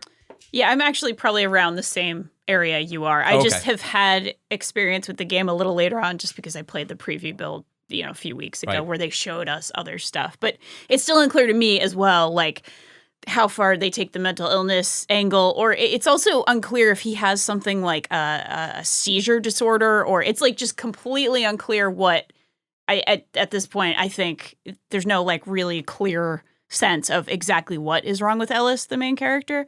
Like to clarify that point, like there's a sequence where like the game starts in the day and then like you're probably wondering, as I was wondering, like, how's this motherfucker going to get caught in the dark? Yep. Because it's got to happen. It's like, okay, what's the trick? And the trick is basically like he stumbles upon, and it's just very, very light early spoilers, like stumbles upon a campsite, has like a nightmare, like or a PTSD flashback about something traumatic in his life. And then, he woke up in the dark. Yep. Boy, you fucked up. And like, I just found that to be like kind of a weak way. Like I worry about when games have such and horror as a medium, as a genre, such a tricky relationship, a bad relationship with mental illness, and that early stuff made me kind of go like, okay, all right. Yeah, that's extremely valid, and it's also just such a fucking trope too. Like he's an ex-cop, well, maybe not even ex-cop, but like he knows the Force. He was a cop at one point. He might still be a cop, but everybody in his life, you're talking on the radio with the other cops and you're talking with your like ex-wife or ex-partner of some kind on the phone. He has like an early cell phone that takes place in like the mid-90s. So he's got like a Nokia brick, that he's talking That on. bit is good. I'm a huge fan of the UI elements for that it stuff. is. I love the UI. Yeah, I should say that as well, because you do work with like not old and probably not even actually period specific camcorder that like is actually more like early 2000s, but it's fine. Let's call it 90s. But yeah, everything kind of looks that way. You're having these conversations. Everybody's like, I don't know, Ellis. I don't know if you should go into the woods. Like something happened. And like it's clear that he has some sort of relationship with the family of the missing boy, because that's the whole premise, is that there's a young boy who went missing in these woods. And, it's a search party to find this kid, basically. And it's the Black Hills Forest. It's the haunted forest. People are talking about the Blair Witch, etc. So it's like, okay, as a cop, and, he probably did something maybe he was involved with some sort of shooting incident with the family. Like, I wouldn't be surprised if this happened to, there's some one-off comment about, like, especially what happened with the brother. Like, it's very... Like, Bloober Team does not play in subtleties. Like, I will say this. I really enjoy most of their games. I like Layers of Fear and Layers of Fear 2, even though they are so over the top. They make the Phantom of the Opera look like he's, just playing to the front row kind of thing. Like, wildly over the top. They're playing with tropes, not always in the most subtle or graceful ways, but when they do get things right, I think they make really awesome games. Like, I think Observer was one of my favorite games of 2017. It was also not subtle in the slightest. Some of that voice acting of like the people you go to in their apartments was like the most like hysterical, just kind of wild stuff. But it sort of worked for that very heightened kind of cyberpunk thing. And so I'm forgiving it thus far for kind of really playing with tropes. It might completely shit the bed, and I wouldn't even be all that surprised, because so many horror things that I love dearly are very, very poor on mental health and stereotypes of people with mental health issues. So I'm just kind of going with it thus far. One thing I am noticing is actually, I should also clarify, I'm really enjoying it thus far. And I am like kind of on board with what it's doing. And again, to recap a little bit, it is very much a sort of psychological horror game where you're doing a lot of walking and exploring, but you also have a dog who goes out and seeks things for you, and that's he is involved in a lot of the puzzle solving. And you also have these sort of camcorder puzzles where you put a tape in and you watch the tape, and if you freeze frame in the right place, it'll change something in reality. It'll, clear a path. It'll make an object appear, things like that. And those are pretty fun thus far. Like, they're very light thus far. The character seems to think that's just normal. He's like, I must be losing you know what? Yeah. does make sense that I'm gonna rewind this tree falling, and now that tree is gone in real life. Now I can Which is go. actually one like that is one of my and, I'm trying to at this point like I need to start like letting some of this go. But like again, one of the reasons that like the Blair Witch works so well is because the sort of like meltdowns that these characters have in response to like losing a map or like finding these stick figures is like they react seemingly realistically to the circumstances in front of them. Whereas in this, it's just like a dude who's like, yeah, rewind this camcorder, baseball showed up on the ground. That's right. That's weird. Must have missed it the first time. Yeah, it's very... He remarks on it once, Yeah. and it's like a very small thing where like a little toy car appears in front of him, and he goes like, yeah, that's the fuck. And then I think one of the very next puzzles is like a tree that you move out of the way with this camcorder. Nothing. Just like nothing. Just like no. Just accepts like, okay. it. He's all right. Sure. Ellis ain't doing so hot. Well, as an ex-cop, he's probably used to things showing up at crime scenes. Wow. That weren't there before. Wow, Ellis. Oh, that's perfect. Also, he named his dog Bullet, which... Come on, guys. Yeah. He's a good boy. He is a good boy. Bullet's not to blame here. You can pet him, and I pet him a lot. I don't know if you pet him a lot. At any time. Yeah, all the time. Yes. And I'm playing it with my little dog next to me, and sometimes he like hears Bullet bark, and he kind of looks up, and he's excited. He's interested in what Bullet is doing. So I actually like the interplay with the dog. I think that's pretty cool. The combat thus far, again, only a couple hours in. I've only encountered not much, but it worked.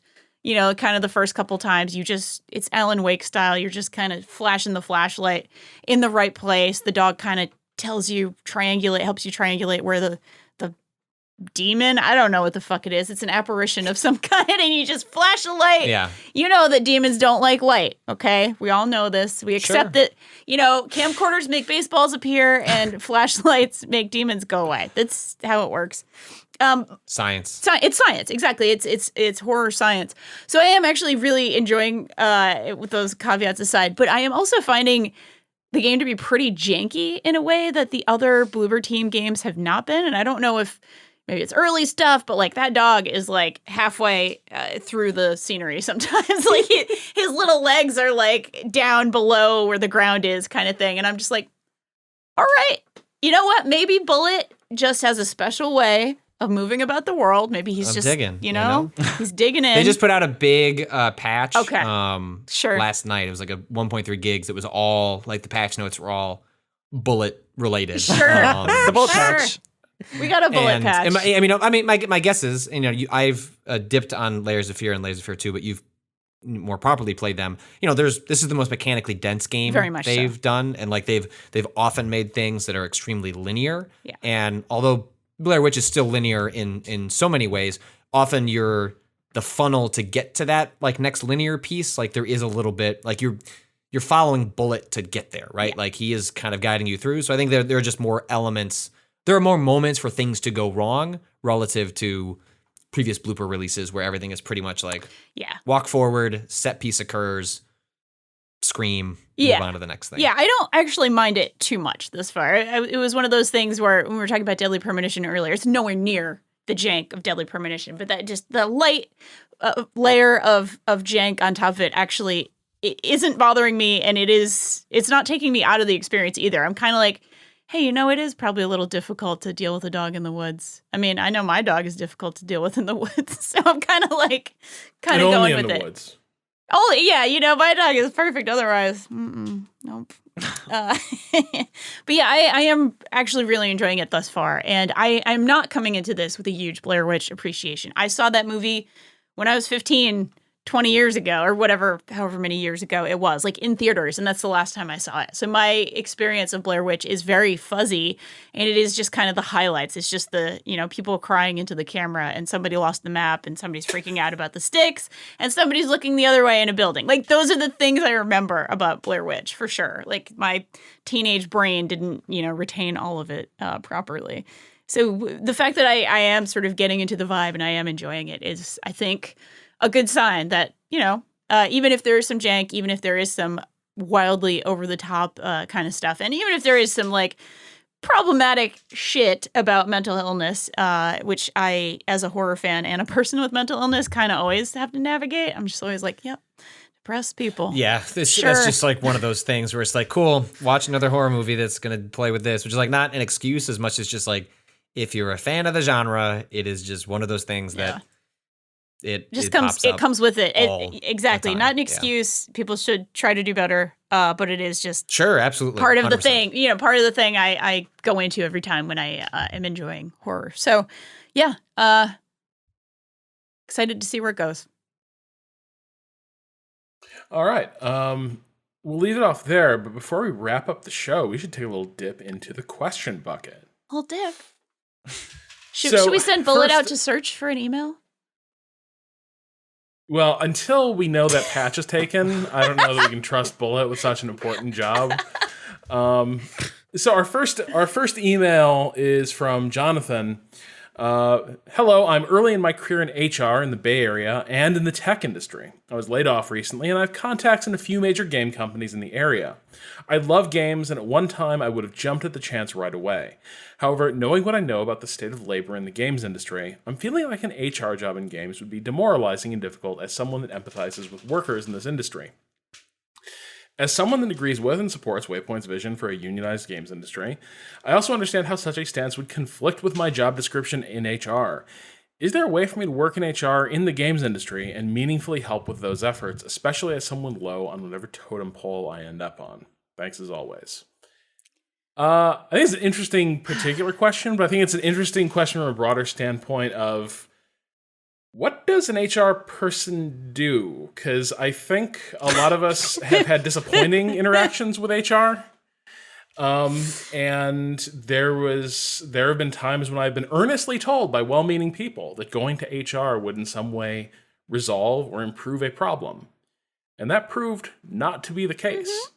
And so I kind of wanted to explore this a little bit. Is there a way for someone who goes in with both eyes open for them to achieve positive things in an HR role? Do we think that is possible, or do we think that the nature of the role itself kind of undermines any any hopes you had for it? Emanuel and I just shared a look because we're both in the union. What are we? Union.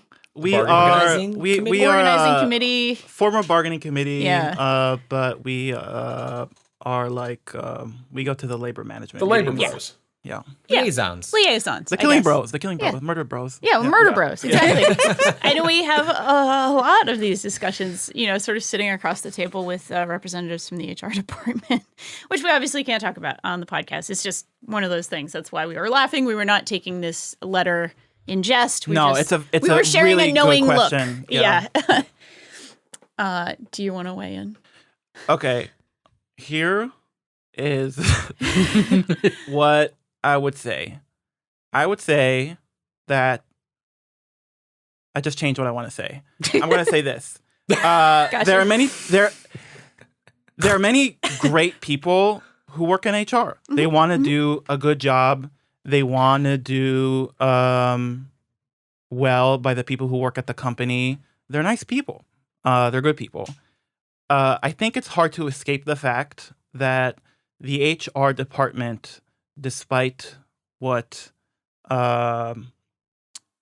your managers may say or the way it's often presented to employees, it exists to for the service of the company, right? So even though that is a department where you would go if you had a complaint or if you had an issue at work, you would go to them. And even though in many cases, or even most cases, they would do the right thing by you, their stated purpose is not to protect the employees, it's to protect the employer. So that is just their job. You can go and work at a game developer and try to do the best you could do. I mean, that's what we do, right? It's like we come work at this big company and I try to do right by our readers and my coworkers and anyone I interact with, even though I'm part of a company that has a complicated history and has done not great things. But I try to do my best, and I think I am helping more than I am hurting. And I think you can probably do the same thing as an HR person in a game development studio or a production game producer. That being said, I think unions have HR as well.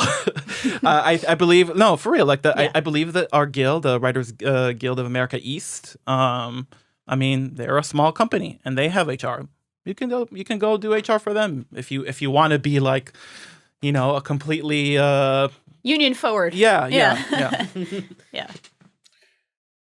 I think something I think about a lot is so I had my own HR issue at a different job some years back, and it ended up being escalated to like the head of HR for the company. And it was one of those really bizarre situations where we had sort of a big meeting where we hashed out a lot of issues, and it went about as well for me as you could imagine a thing like this going. Like, over the course of that meeting, basically everything I had been saying was proven correct. Like things I had tried to make clear were basically confirmed, and the positions I'd taken were confirmed as the correct ones for what my department was supposed to be doing. And then we all still got a firm talking to by the HR head and being like, we don't want to hear about this again. And part of me was like, yeah, but this entire thing kind of showed that things are fucked up in the exact way I've been saying, right? Like, it feels like maybe there should be more action than that. Or that, like, at this point, I should maybe feel a little safer than I do right now. But nevertheless, that was kind of the way the meeting ended. I ended up having lunch with the HR head like a week later. And it was funny. The HR person wasn't sort of, I suppose, what you imagine as a stereotypical HR person.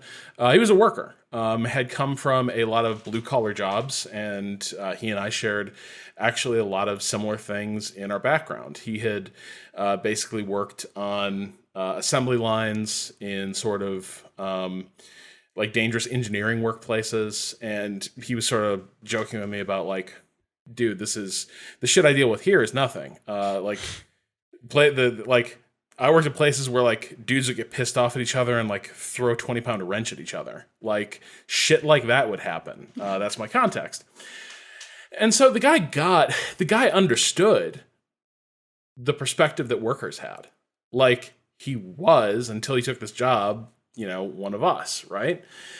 But then when we start getting to my specific situation, what was going on, he tells me, like, he gets really serious and he's like, look, the thing is, if these issues keep happening in your department and you guys can't resolve them among yourselves, I'm going to have to resolve them for you. And I guarantee you will not like how I resolve it. And like the temperature in that like restaurant dropped like 20 degrees at that moment. And I'm like, because like 10 minutes before we've been swapping stories about like, pulling third shift, shit like that. And now it was like, hey, if you don't shut the fuck up, like I'm going to wreck your shit. That was basically the message, even though at this point we knew that it wasn't really me causing the problem. Yeah. And it sort of dawned on me at that moment that like, I was basically on my own on this one. Like this dude, even though he knew clear as day that like what was going on, he wasn't really going to have my back. And in fact, he almost sort of made it a point that if it came to HR again everyone would lose. So it was time to shut up. And the thing I've always sort of wondered about that exchange is, to what degree is that a person who was captured by the role, where the institution and the way the role is laid out forces you to act a certain way, and no matter what your views going into it, you can't actually escape the boundaries of what the role constrains you into doing? And to what degree did he just kind of get into the job to be that guy, right? To what degree did, hey, HR seems like it's a managerial role, it's an office job, it's not on the line, and it doesn't seem that hard, so I'll go that route. To what degree, like, was it just a good gig? And so I always sort of I always think about that with questions like this, and whether or not, if there's a version of that person who goes into that role and says, you know what, I'm actually not going to be the cog in the machine. I'm not going, I'm going to throw a little sand in the gears here and not let bad managers or cowardly managers sort of grind up employees and sort of force their compliance. I wonder if he would have had the freedom, if he'd been a little like braver, if he could have turned around and been like, actually, as the head of HR, having heard what I've just heard, this seems extremely fucked up, and this manager needs to be put on notice, have their direct reports taken away from them. I don't know. Would they have had the freedom to turn around and say, like, actually, here's HR's policy on this particular incident. This is management's fault. And here are the things that I'm going to prescribe to protect these workers. I don't know. Because I think most people who I've encountered in HR didn't get into that job because they wanted to get in fights. Mm. And when you've got like really toxic workplace dynamics, you got to be willing to pick a fight. You got to be willing to have people pissed at you and hate you and go into work every day with that feeling that you're working with some people you got some serious beef with. You're not all friends. You're not all collegial coworkers, but you stick that out because you know you're doing the right thing. You know you saw something messed up and people being mistreated, and you said, that's not going to fly around me. Right now, that is all left to workers, basically, to watch each other's back, to step up for each other, to show some solidarity. I don't know if an HR person can do that, but my God, I would love just once to have seen someone try. Yeah. So, like, I don't know, Jonathan, maybe you can be the test case, right? Like, if you go in there, like, people are going to want you to back managers who are wrong. That's going to be part of the job. The question is kind of, what are you willing to put on the line when somebody's trying to get you to go against your values in that way? When you know that someone's wrong. Most HR people have, at that moment, chosen to kind of quash the workers complaining and, at least as far as the public face goes, support management. I've never seen it go a different way. I'm really curious what would happen if I did. Yeah. Two short things to support that. One of them being, I'm sitting here wondering if we should encourage more people like Jonathan to do this, to make things better. If there is any sort of test case for, okay, people who really give a shit about workers' rights, people who really give a shit about creating non-toxic workplaces and healthy workplaces, to go into that line of work. Will that actually see a difference? And obviously, I am not a sociologist, but there's a part of me that wants to encourage people who, and you know, I'm just saying this as a person who works in an office, who knows what HR things are like. I've had to go to HR multiple times in my career. Content warning, big content warning here for sexual assault that I have talked about before on this podcast. But that was a case, and again, this is before I was in this industry, where things went right. Like I spoke up about a sexual assault, and that person was immediately taken away, and there was no retribution against me. Like, obviously there are lingering effects of that, but like that, the company actually did right by me in that case. So that was a case of, this is the way it should have gone. When something bad happens, this is the way it should have gone. And I've had other experiences, certainly. But if people who actually really care very deeply about this and are willing to fight, like you said, Rob, if maybe we should encourage more people to do that and to kind of be that better thing. Now, of course, like you said as well, does that mean that person will be poisoned? You know, as you were talking about that previous person, like, did he go into this thinking, well, I don't care? Or did he go in, maybe he went into this with good intentions. Both are possible, certainly. And I would also say to Jonathan, no matter what field you're going into, no matter HR, any field whatsoever, how crucial and important it is to do anything you can to realize whether or not you're walking into a toxic dynamic, whether the company you're walking into, the department you're walking into, the team that you're walking into is relatively functional. Now, nothing is ever perfect. The happiest teams on earth still have shitty bad days where people are pissed off at each other and, you know, have some issues.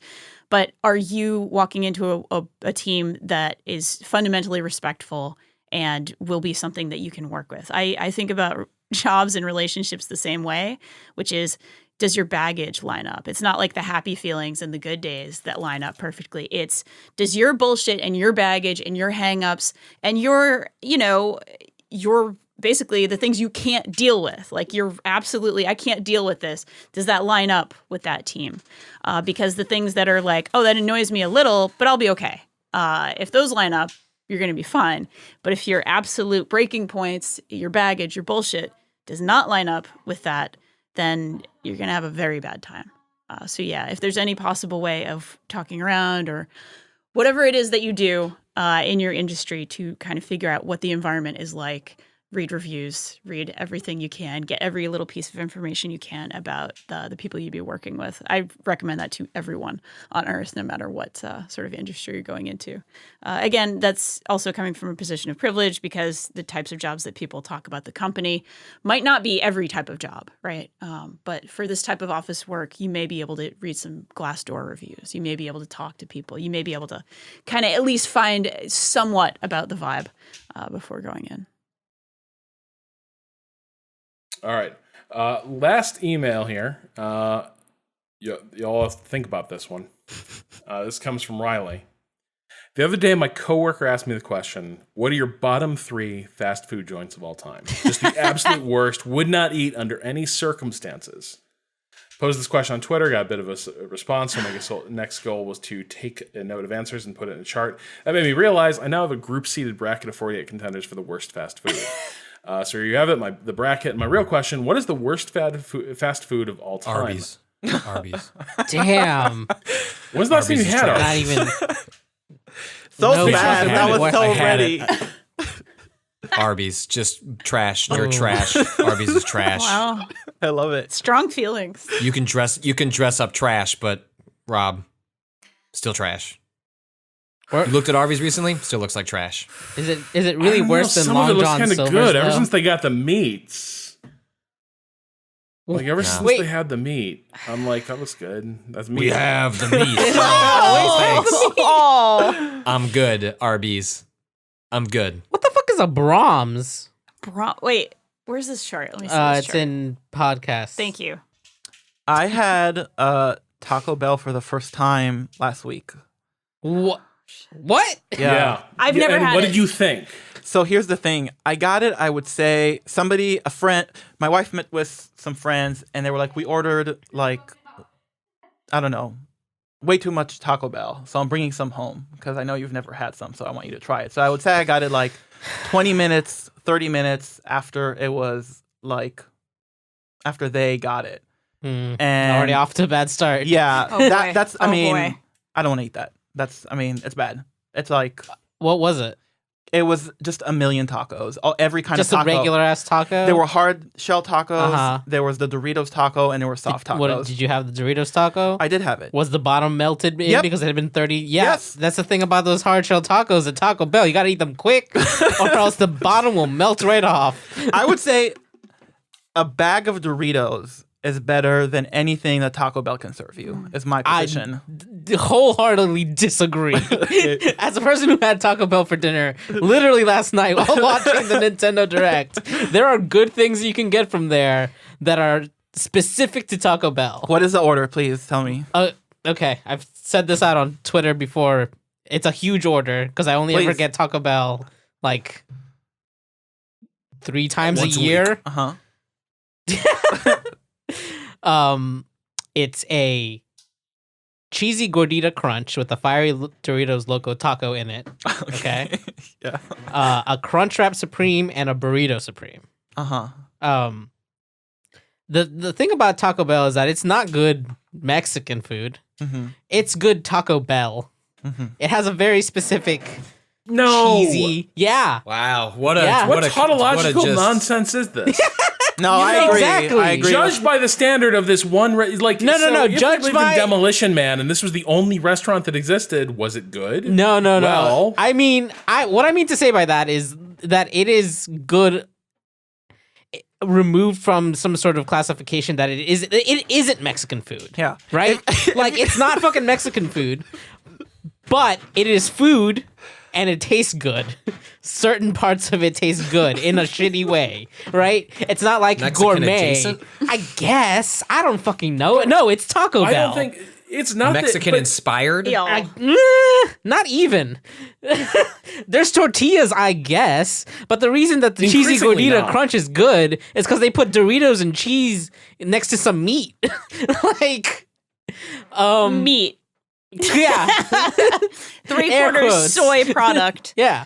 I have to say, there's really 2 very clear contenders here. And I don't even eat meat, so I know you might just throw me off anyway. But I have no idea how either Sbarro's or Panda Express cannot be in the top No, 5. that's fair. Because those are types of, like, they claim that they're Chinese food and Italian food, respectively. Like, you know what you're fucking getting at, like, a burger joint. You're getting, like, cheap burgers, right? Like, you know the general gist of what you're getting. You're not getting anything that is even on the same planet as Italian food with something like a Sbarro's. So that's my vote. One of those 2. Long John Silver's. for me, like that was gonna be on my short list. Seafood? Like, fast food, seafood. Bad Through the shit. same I through the same can't. reasoning Yeah. of like, okay, you know what you're getting in some place, but this is not. Seafood was already so hit or miss. So yeah, like I don't think for me it doesn't.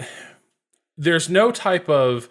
I don't think these restaurants fail because they fail like to be good examples of their cuisine, right? Like my beef with Taco Bell is not like this is not true Tex-Mex cuisine.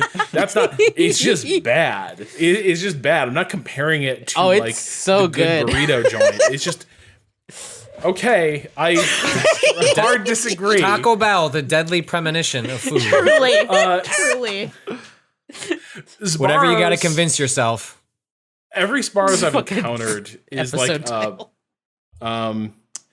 is like a buffet style Sbarro's. So I don't know if there's another model of it, but it's like I don't think there is. what I immediately Yeah. what I immediately think when I think Sbarro's is you're cold and tired on 90 heading through upstate New York or Western New York, and you get off the highway and there's Sbarro's and there's the hot lamps and congealed like wax fat on Cheese pizza puddle thing. and and It's also mall. It's also mall pizza. That was always my encounters with Sbarro. It was mall pizza. Like there was a mall down the street from my high school, and so we would go there for lunch because it was something you could turn around in an hour.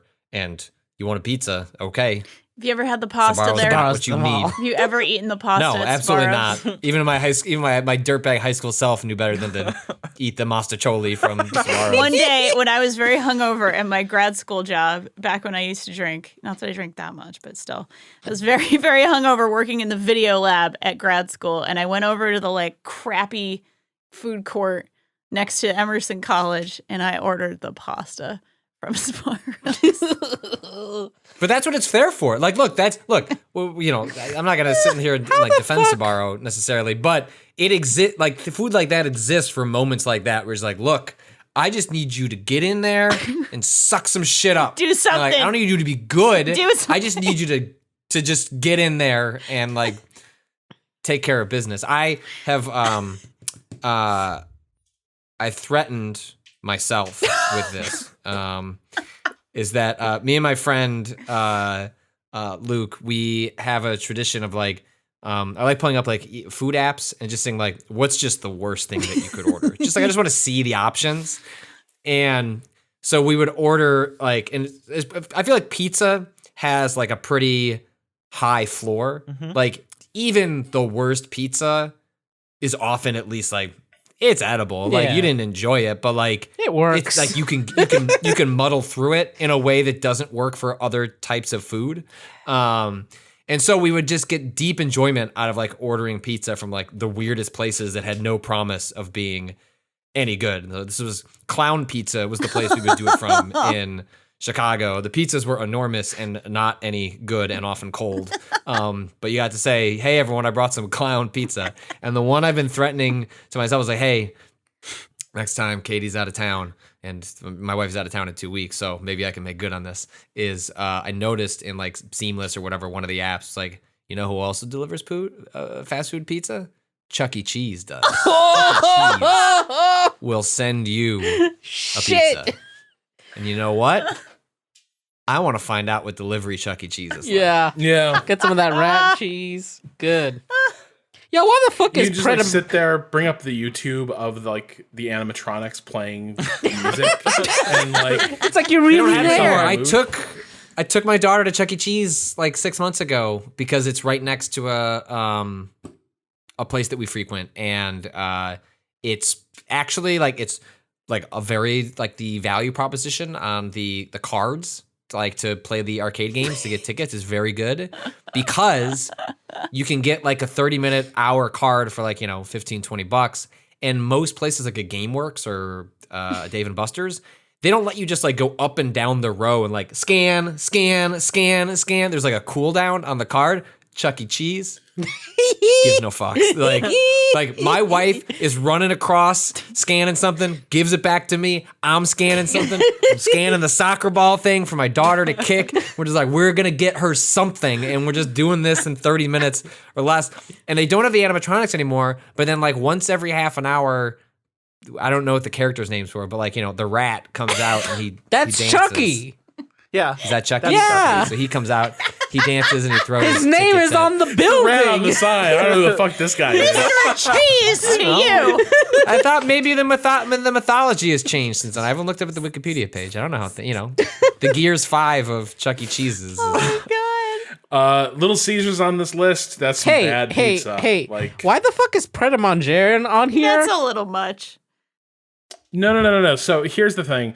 Same with Jersey Mike's. Jersey Mike's is totally fine fast food Five sandwich Guys? shop. Like, Yeah, Five but Guys this is is great. They're Five Guys is trying great. to Get the wipe fuck out. outta They're here. all low C's. Like, look at McDonald's in the second bracket. It's going to play the winner of In-N-Out and Dairy Queen. Clearly, none of these are supposed to advance because they don't rate as like truly awful places. I guess. Just like that's why why even they're have there. you could have Starbucks? you could have cut some of this in half. Who eats at Starbucks? But also, I've never heard of a pizza. Schlotz? Isn't that just the Nate? That's the slogan of pizza. Yeah, Caesar's, the deli right? place. What? yeah. Is that a thing? Yes, Schlotsky's Deli. Yeah, it was a thing. When? Serious Sandwich, I want to say was their Wait. was their motto. Also, Portillo's. Portillo's is genuinely tremendous food. Let's get the closest fucking bracket. I'm done. Yeah. I'm tired. So just one last thing I want to shout out here. Yeah, sure. Jack in the Box. Do not sleep on Jack in the Box. Is a truly garbage tier burger joint. It is like, you might think it looks inoffensive. You're like, how badly could someone fuck up a standard like American fast food burger place? Really badly, it turns out. So like Isn't Jack that in the Box, the like spot you can is- get tacos and shit, or is that am I thinking of something else? You can get anything in a Jack in the Box. You can get a gun in a Jack in the Box if you want. you supersize your order, they just like hand you and just like, here, what you do from here. Do you up want the slap you want from the hemlock Walmart. smoothie at the end of it? Yeah, Jack in the Box is some truly wretched food. Stay away. Ditto Jimmy John's. There are people in this world who love Jimmy John's, and I do not understand, like, It's better do they than put something Subway. in the It's sandwiches when you're in serviceable. college? If you have a choice between Subway and Jimmy John's, it's Jimmy John's every day. Agreed. Yeah, but that's because Subway has gotten worse. Wait, not that wasn't Jimmy there John's something gotten about better. Jimmy John's recently? Well, I mean, the owner sucks. I've Yeah. never Well, had that's Jimmy just- John's. That's to be honest. capitalism. That is just probably capitalism. Well, you think like, sorry, like it's a fast food joint. Like probably your money is supporting bad things. Like, you know, everyone was like, damn, finally I can get a Popeye's chicken sandwich and not go to Chick-fil-A. And then it's like, wow, Popeye's destroyed its entire workforce in the 2-week period. Like, yeah, it's fast food. It's a particularly no ethical consumption type proposition, but nevertheless, you should at least get a good guilty pleasure off of it. Jack in the Box, Jimmy John's, I say fail that test. Really curious about Arby's though. It's been like a decade. What is Stop. We got it. Arby's. We gotta end this Are you podcast. gonna ask what is Arby's? yeah, like like obviously McDonald's is a burger place, and like there's pizza. What is their thing? Meat. Okay, so yes, back in the Roast day, beef. Arby's showed up. Like it was my parents loved Arby's because for some reason they love like roast beef sandwiches, and I don't because I find that shit boring. Like it's just big sloppy wet slabs of meat between like a couple supermarket buns, and the entire thing like disintegrates in your hands, and you're just like picking the sopping wet meat up with your hands like an animal. I don't want that, but people like my parents did, I guess. Anyway, that's what I associate with Arby's, and I was like, no, not for me, thanks. But then Arby's reinvented itself by like being the epic fast food place where it's like for people who are like bacon. Arby's was like, that's our fucking demo. And We Have the Meat was born. I see. And so now they create these Rococo layer cakes of meat and sell them to people for legal tender. Also, they And have nerds. They like nerds. They like nerdy things. yeah, Their Twitter's all about. right. For a while, their social nerdy media things. was very. It still is, I think. They're still doing all that paper craft. It's just less like- viral now. Yeah. Are they connected to Carl's Jr. or am I thinking something else? No, that's Hardee's. Hardee's. Hardee's right, and sorry. Carl's Jr. I saw there's a Carl's Jr. in fucking Coney Island, which I did not know there were any Carl's Jr. in New York. Huh. Yeah. We had a Carl's Jr. star at the Waypoint. Yeah, launch. yeah. So they That's my only connection to any of this. All right. Well, we made a gang. We're at about 2 hours, so it's an official Waypoint Radio. Yay! Definitely the correct. Don't shake your head at me, Patrick. This is the correct way to spend a Thursday. absolutely. What you got stories to publish?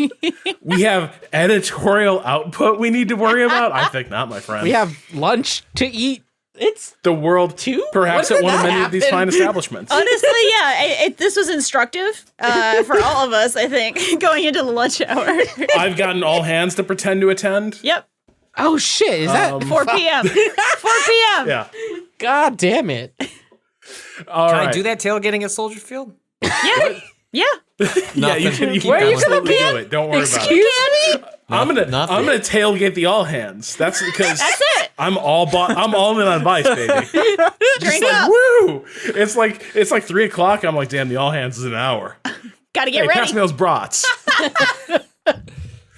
All right. That will do it for this episode of Waypoint Radio. There is some text I'm supposed to read at the end of this show. You can send questions to gaming@vice.com with subject questions. So if you like those questions, that's how you send them. Yeah. So I could read them. Yeah. On Twitter, you can follow us at Waypoint. On Facebook and YouTube, we are Waypoint Vice. You can follow me at Rob Zacny on Twitter. Patrick, where can people find you? At Patrick Klubik. Danielle. At Danielle R.I. Manuel. At Emanuel Maiberg, I believe. Yes. Yeah. Perfect. You know what? I'm glad that we have, Cado's usually the one who forgets his Twitter account, but I'm glad that just, forget someone else it. bringing up the rear. I flub it because it's long. It's got weird. You have things. such shaky confidence, and you're just like, Cado. Cado, let's see if you can get it right this week. Cado. At A_Cado_ appears. I was ready this time. Nailed it. Fantastic. Our music is the track Miss You off the EP Pale Machine by Bowen. You can learn more at waypoint.zone/BOEN. And you can also join discussions with our community at discourse.zone. And that finally wraps this episode, and we will see you again next week. Go Bears. Be a good bear and be good at it. Yeah, Mitch, you better be fucking good. Be a good bear.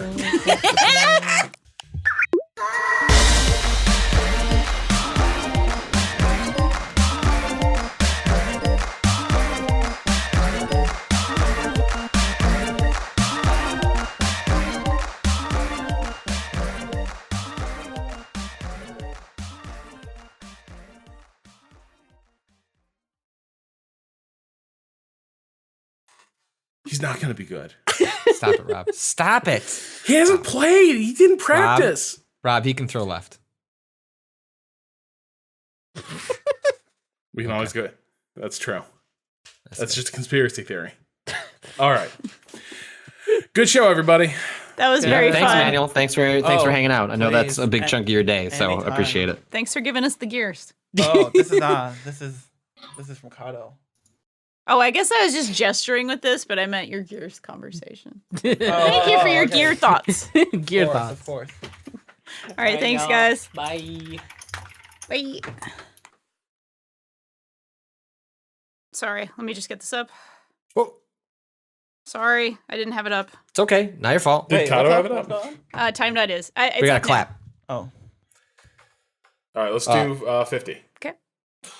It's a long time.